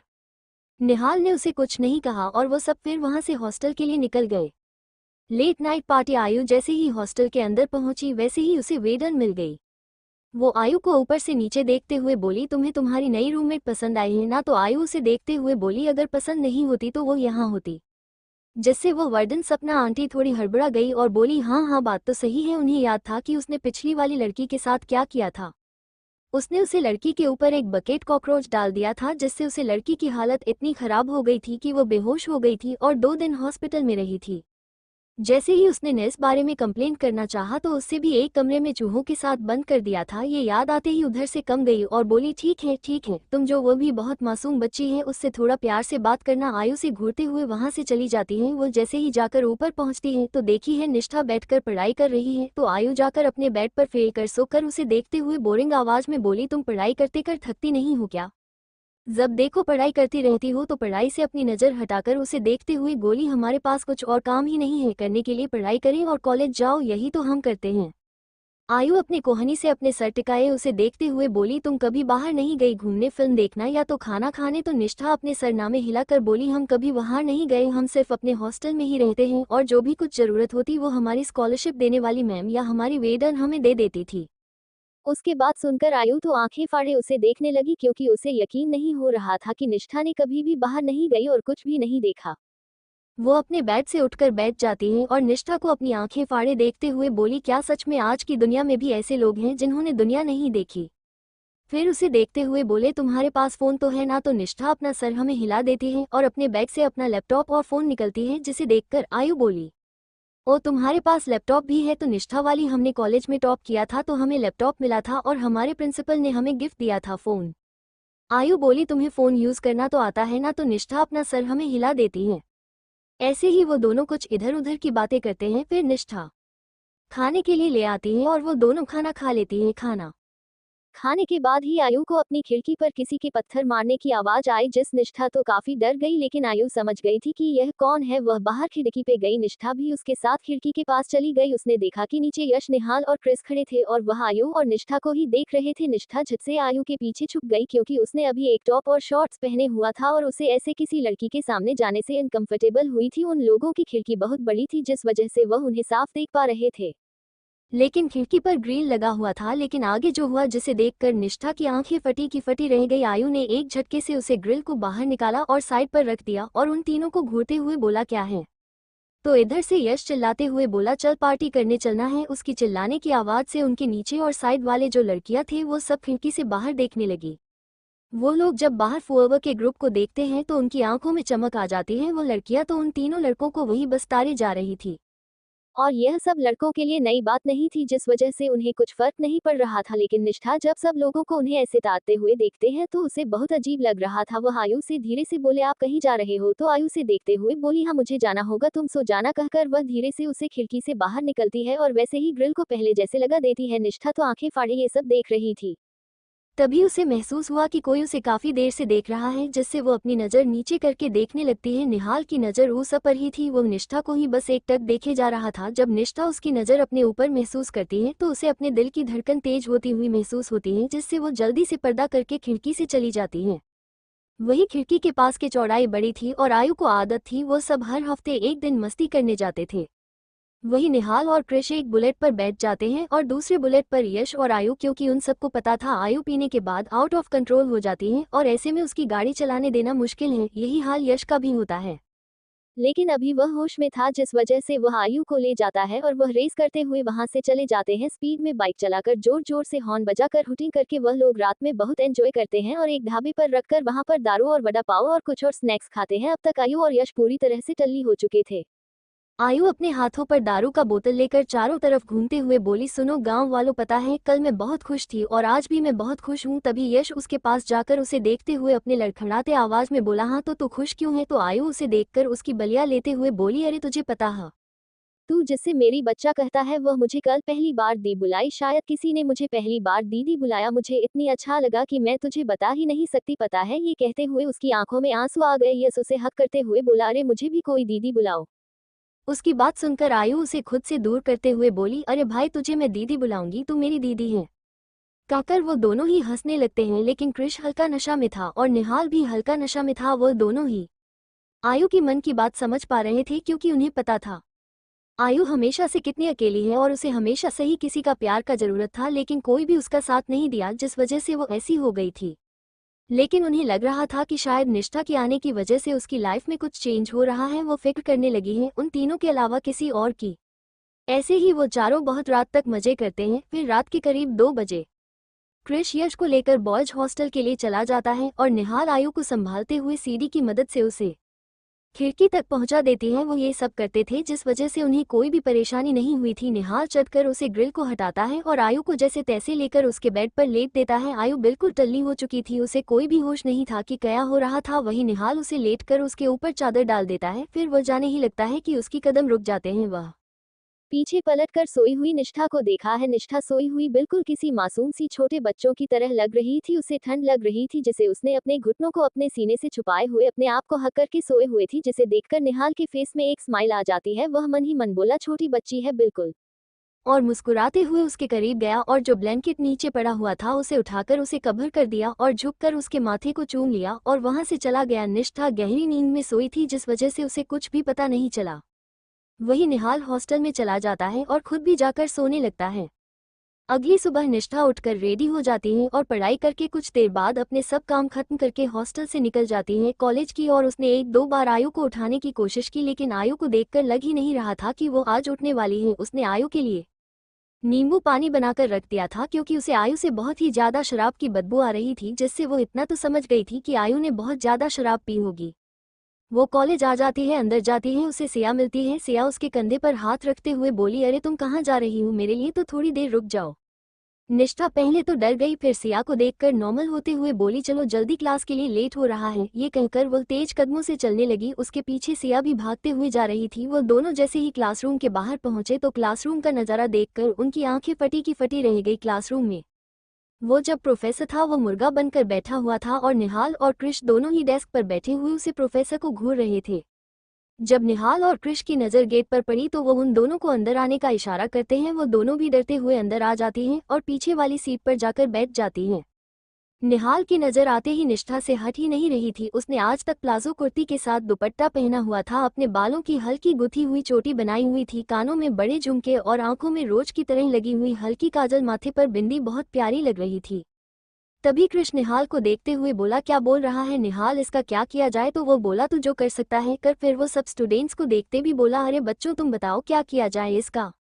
तभी एक लड़की घबराते हुए खड़ी होती है। कृष उसे देखते हुए बोला, अरे डरो मत, बोलो क्या करना है, तुम जो बोलोगी वही होगा। तो वो लड़की कृष को देखते हुए बोली, सर उनके कपड़े को फाड़ कर इन्हें ऐसे ही पूरे कॉलेज में घुमाइए। ये सब कहते हुए वो डर रही थी लेकिन उसकी आंखों में गुस्सा भी था।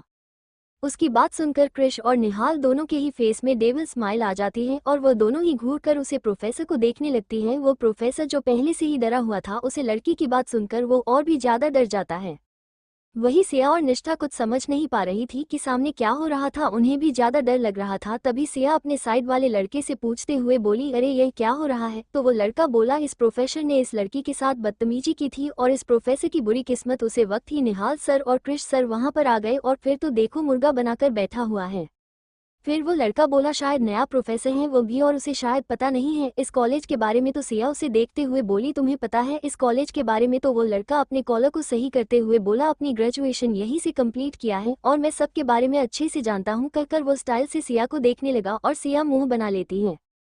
अब आगे सिया उसे लड़के को देखते हुए बोली, तुम्हारा नाम क्या है? तो वो लड़का अपने दांत दिखाते हुए बोला, रवि। सिया बोली, ओके रवि, बोलो तुम्हें क्या पता है? तो रवि बोली, अरे इस कॉलेज में ये चारों किसी सेलिब्रिटी से कम नहीं। कई लोग तो इन्हें अपनी आंखों के सामने देखने के लिए अपना क्लास मिस कर देते हैं और इनको दूर दूर से देखने लगते हैं और इनसे ऑटोग्राफ लेना और सेल्फी खींचवाना हर एक लड़की और लड़के का विश है।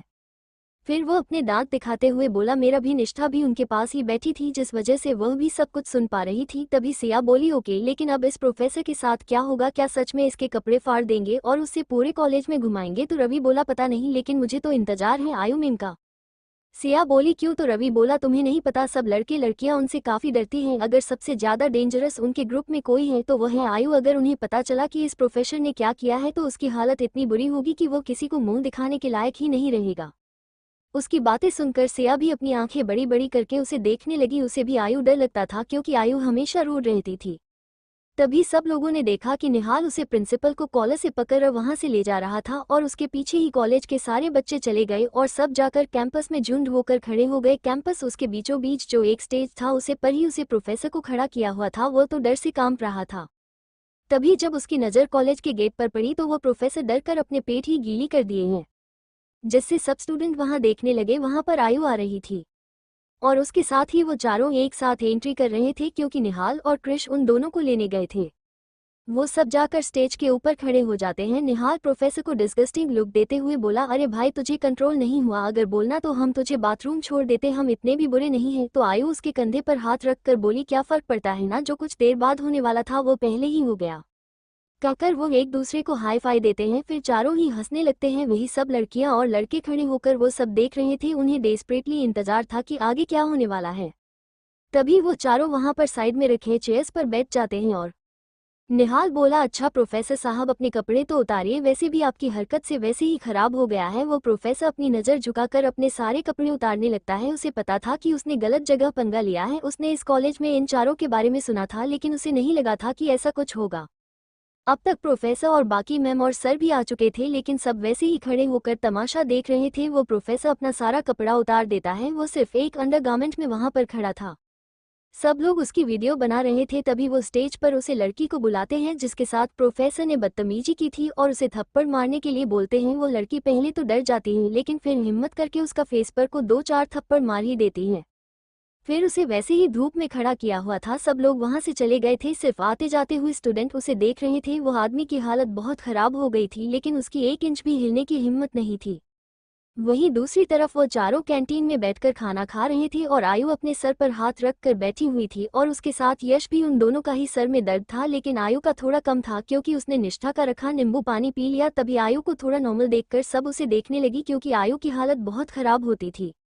क्रिश उसे देखते हुए बोला, अरे तू आज इतना नॉर्मल क्यों है, तेरा हैंगओवर इतनी जल्दी उतर गया? तो आयु मुस्कुराते हुए बोली, हाँ उतर गया, निष्ठा ने मेरे लिए नींबू पानी बनकर रखा था तो मेरा हैंगओवर उतर गया। तो यश उसे घूरते हुए बोला, हो तो तूने अपने बच्ची को नहीं बोला मेरे लिए भी बना देती, मेरा भी उतर जाता। तो आयु उसे घूरते हुए बोली, तू अपना बना ले, जिससे इसे अपना मुंह बना लेता है। वहीं निहाल के कानों में जैसे ही निष्ठा का नाम सुनाई देता है उसे निष्ठा की याद आने लगती है, उसे उससे मिलना था।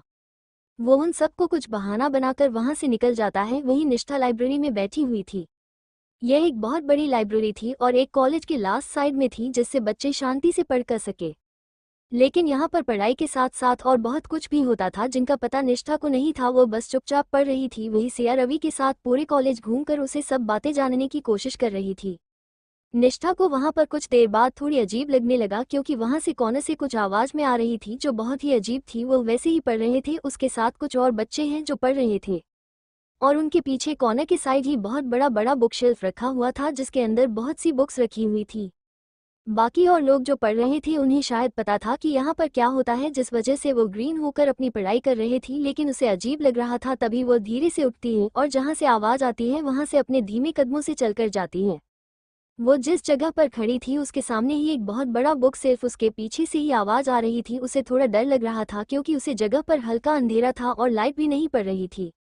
वो धीरे करके अपने सामने वाले शेल्फ से एक मोटी सी बुक निकलती है जिससे वो देख सके कि सामने क्या हो रहा है। और वो जैसे ही बुक्स निकलती है तो उसे थोड़ा क्लियर नहीं दिखता तो वो एक और बुक निकाल देती है और सामने का नज़ारा देखकर उसकी आंखें बड़ी बड़ी हो गई। वो आंखें फाड़े सामने देख रही थी। सामने एक लड़का और एक लड़की एक दूसरे को किस किया जा रहे थे। उन दोनों ही के ही कपड़े बहुत ज्यादा अस्त व्यस्त थे। वो लड़का धीरे धीरे उसे लड़की के गर्दन पर किस कर रहा था और वो लड़की भी उसके शर्ट को खोल रही थी। निष्ठा जैसे ये देख रही थी उसका चेहरा धीरे धीरे लाल होता जा रहा था। तभी उसके कानों में किसी की आवाज आई, तुम जैसे शरीफ लड़कियों को ऐसा कुछ देखना शोभा नहीं देता। उसे आवाज सुन सुनकर निष्ठा एकदम से डर गई और पीछे पलटने लगे और उस इंसान के सीने से टकरा गई। वो अपने चेहरे को उसकी तरफ करते हुए देखते हैं कि वो कौन है और वो जैसे अपने सामने निहाल को देखते हैं तो वो एक पल के लिए उसमें ही खो जाती है। निहाल भी उसे ही देख रहा था। वो दोनों एक दूसरे को देख रहे थे कि तभी उन दोनों को एक साथ की आवाज सुनाई दी।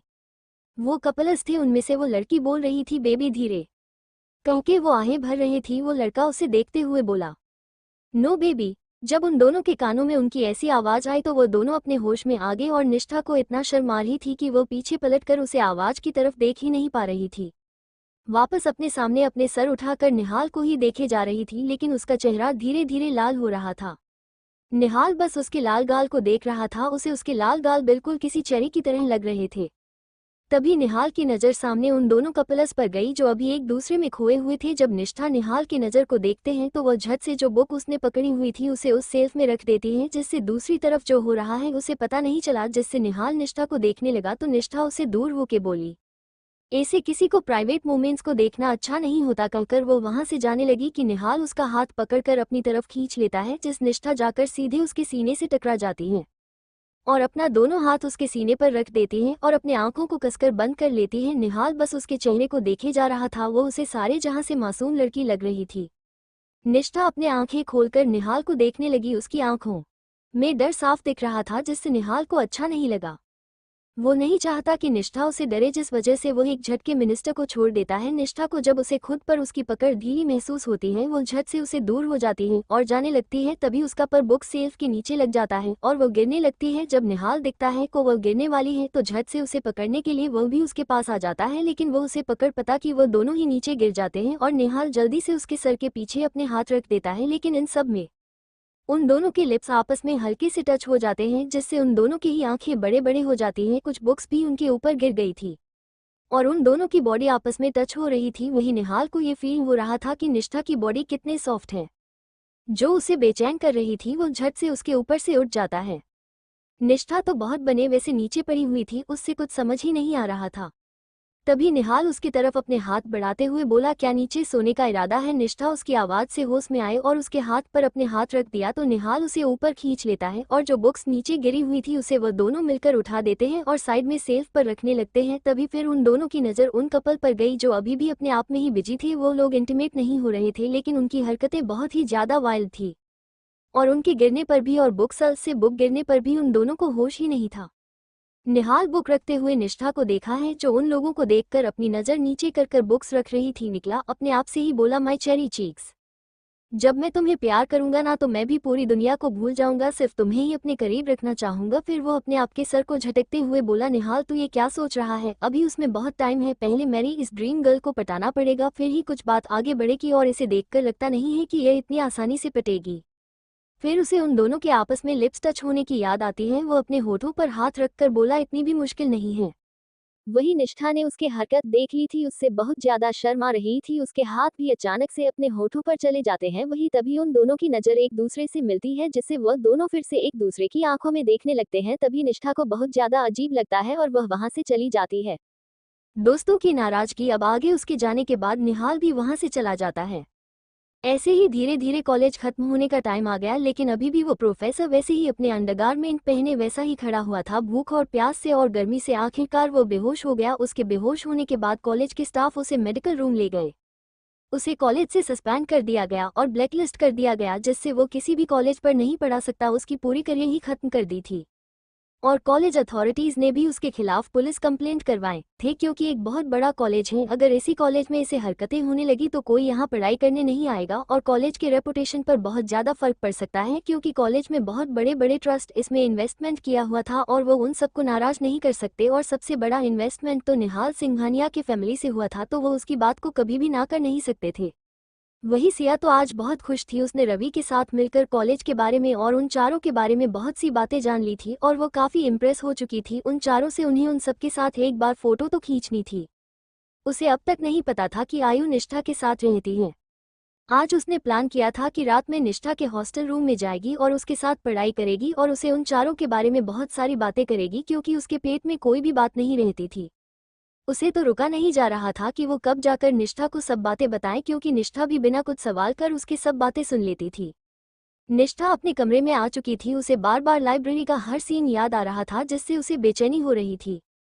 वो गहरी सांस लेकर अपना सर को झटकती है और सवार लेने चली जाती है। कुछ देर बाद नहाकर वो एक फुल ट्राउजर पैंट पहन लेती है और बैठकर पढ़ाई करने लगती है। कुछ देर बाद आयु भी कमरे में आ जाती है। वो एक नज़र निष्ठा को देखते हैं और दरवाजा बंद करके सवार लेने के लिए चली जाती है। वो डे से सही सबक के नीचे खड़ी होती है, तभी उसे कुछ चीज़ याद आने लगती है, जिससे कोई किसी के साथ जबरदस्ती कर रहा होता है। और वो लड़की डर कर कांप रही थी, लेकिन उसकी आवाज सुनने के लिए वहां पर कोई भी नहीं था। जैसे जैसे आयु को वो सब याद आ रहा था, वो अपने हाथों की मुठ्ठियां बनाने लगी थी, जिससे उसके नाखून उसके हाथों में गड़ने लगे थे।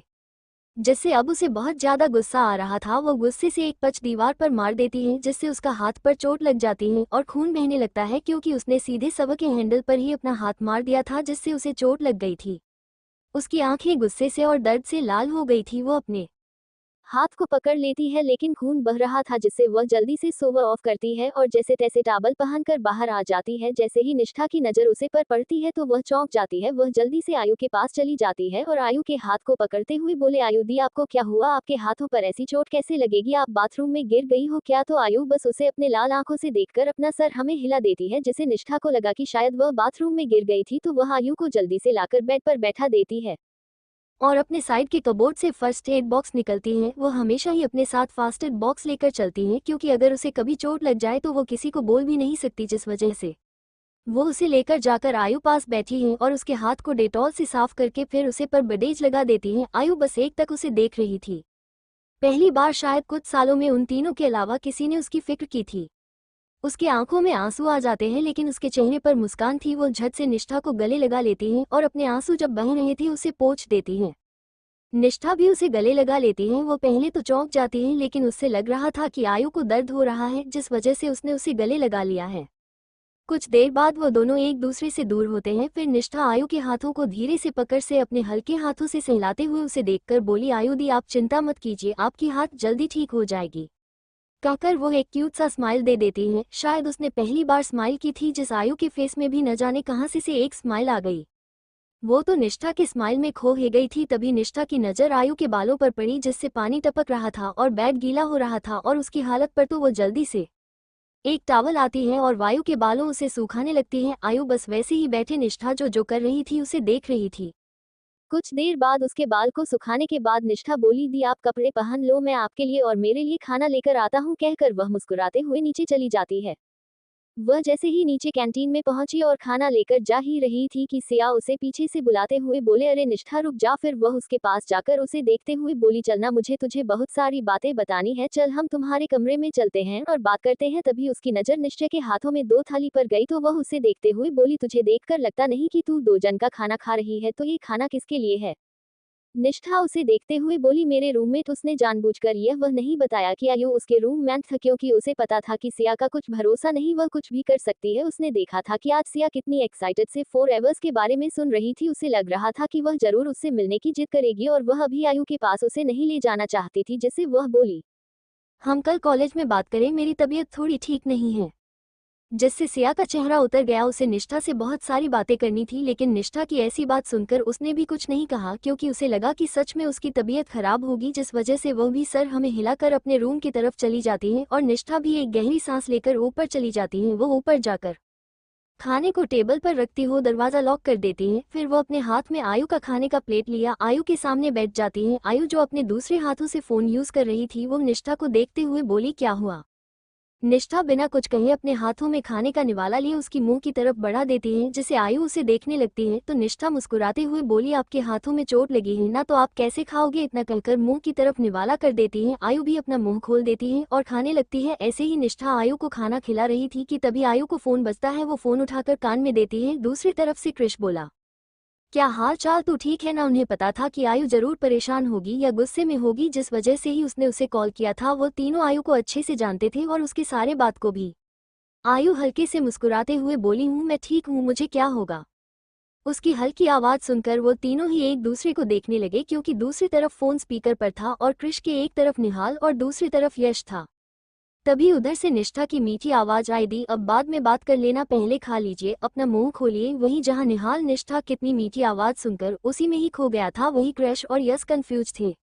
वही आयु अपना मुंह खोल देती है और निष्ठा उसे खाना खिलाने लगती है। तभी फिर निष्ठा उसे खाना खिला देती है और फिर बोली, दी आप रेस्ट कर लीजिए, आपके हाथों में चोट लगी है, ज्यादा फोन यूज मत करना, कहकर वह जाकर अपने बेड पर बैठ जाती है और खाना खाने लगती है। वही उसके बात सुनकर आयु अपनी आंखें मीच लेती है, क्योंकि उसे पता था दूसरी तरफ वह तीनों उसकी बात सुन लिए होंगे। और हुआ भी यही। करीब 5 मिनट बाद धड़ाधड़ तीनों की तीनों उस खिड़की से अंदर आ जाते हैं। निष्ठा जो खा रही थी वो एकदम से चौंक जाती है। तभी उसकी नजर अपने सामने खड़े 3 इंसान पर गई, जिसे देखकर उसकी आंखें बड़ी बड़ी हो गई। वो खिड़की को देखते फिर उन तीनों को। वो तीनों पहले निष्ठा को देखते हैं, जो उन्हें आंखें फाड़े देख रही थी। तभी निष्ठा और निहाल दोनों की नजरें आपस में मिलती हैं, जिस निष्ठा जल्दी से अपना सर नीचे कर लेती है।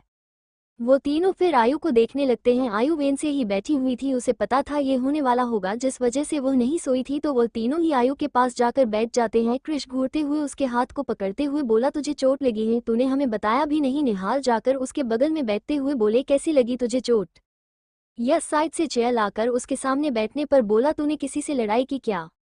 निष्ठा की नज़र अभी उन सब लोगों पर थी। वो जब देखते हैं कि आयु की वो तीनों इतने केयर करते हैं, तो उसकी फेस में छोटी सी स्माइल आ जाती है। वो फिर अपने सर नीचे किए हुए बैठ जाती है। तभी उसकी कानों में निहाल की आवाज आई। निहाल ने उसे पुकारते हुए बोला, निष्ठा लिसन। निष्ठा अपने पलके उठाकर उसको देखने लगी। निहाल उसे एक टक की देख रहा था। वो बोला, इसे को चोट कैसे लगी? तो वो अपने भी में आवाज में बोली, आयु दी बाथरूम में गिर गई थी। क्योंकि उसने जब आयु से बोला कि आप बाथरूम में गिर गई थी, तो आयु ने उसे कुछ भी रिएक्शन नहीं दिया था, जिससे उसे लग रहा था कि वो सच में शायद बाथरूम में गिर गई होगी। और उसने यह बात निहाल को बताती। उसकी बात सुनकर निहाल अपनी नजरें आयु की तरफ करते हुए बोला, क्या सच में तू बाथरूम में गिर गई थी? आयु अपने नजरें चुराते हुए बोली, हाँ मैं बाथरूम में ही गिर गई थी। क्रिस उस पर गुस्सा करते हुए बोला, तुझे क्या हम बच्चे लगते हैं? हमें पता नहीं चलेगा क्या हुआ था और कैसे हुआ होगा? यस भी उसे घूरते हुए बोला, तूने अपने आप को चोट पहुंचाया होगा, मुझे पूरा यकीन है तुझ पर। कहकर वो तीनों ही उसे घूरने लगे। वहीं निहाल तो वहां पर से उठकर ही चला गया और उसके पीछे वो दोनों चले गए। उसके जाने के बाद निष्ठा बस आयु को देख रही थी। आयु अभी थोड़ी उदास लग रही थी। उसे आयु को इतनी उदास देखा नहीं जा रहा था। वो आयु के पास जाकर बोले, आयु दी आप ना उदास मत होइए। वह सब आपसे ज्यादा देर गुस्सा नहीं होंगे। आयु बस उसे देखकर हल्की मुस्कुरा देती है। फिर निष्ठा आयु को बेड पर अच्छे से लेटा देते हैं और उसके सर पर हाथ रखकर बोली, आप सो जाए। तो आयु उसे देखते हुए बोला, हाँ तुम भी खाना खाकर सो जाना। निष्ठा शर हमें हिला देती है और वह खाना खाकर कुछ देर बाद सो जाती है। हेलो गाइस, अगर आपको स्टोरी पसंद रही है तो चैनल पर 4000 पर और लाइक और कमेंट करके जरूर बताएं। Thank you for listening headphone दिल।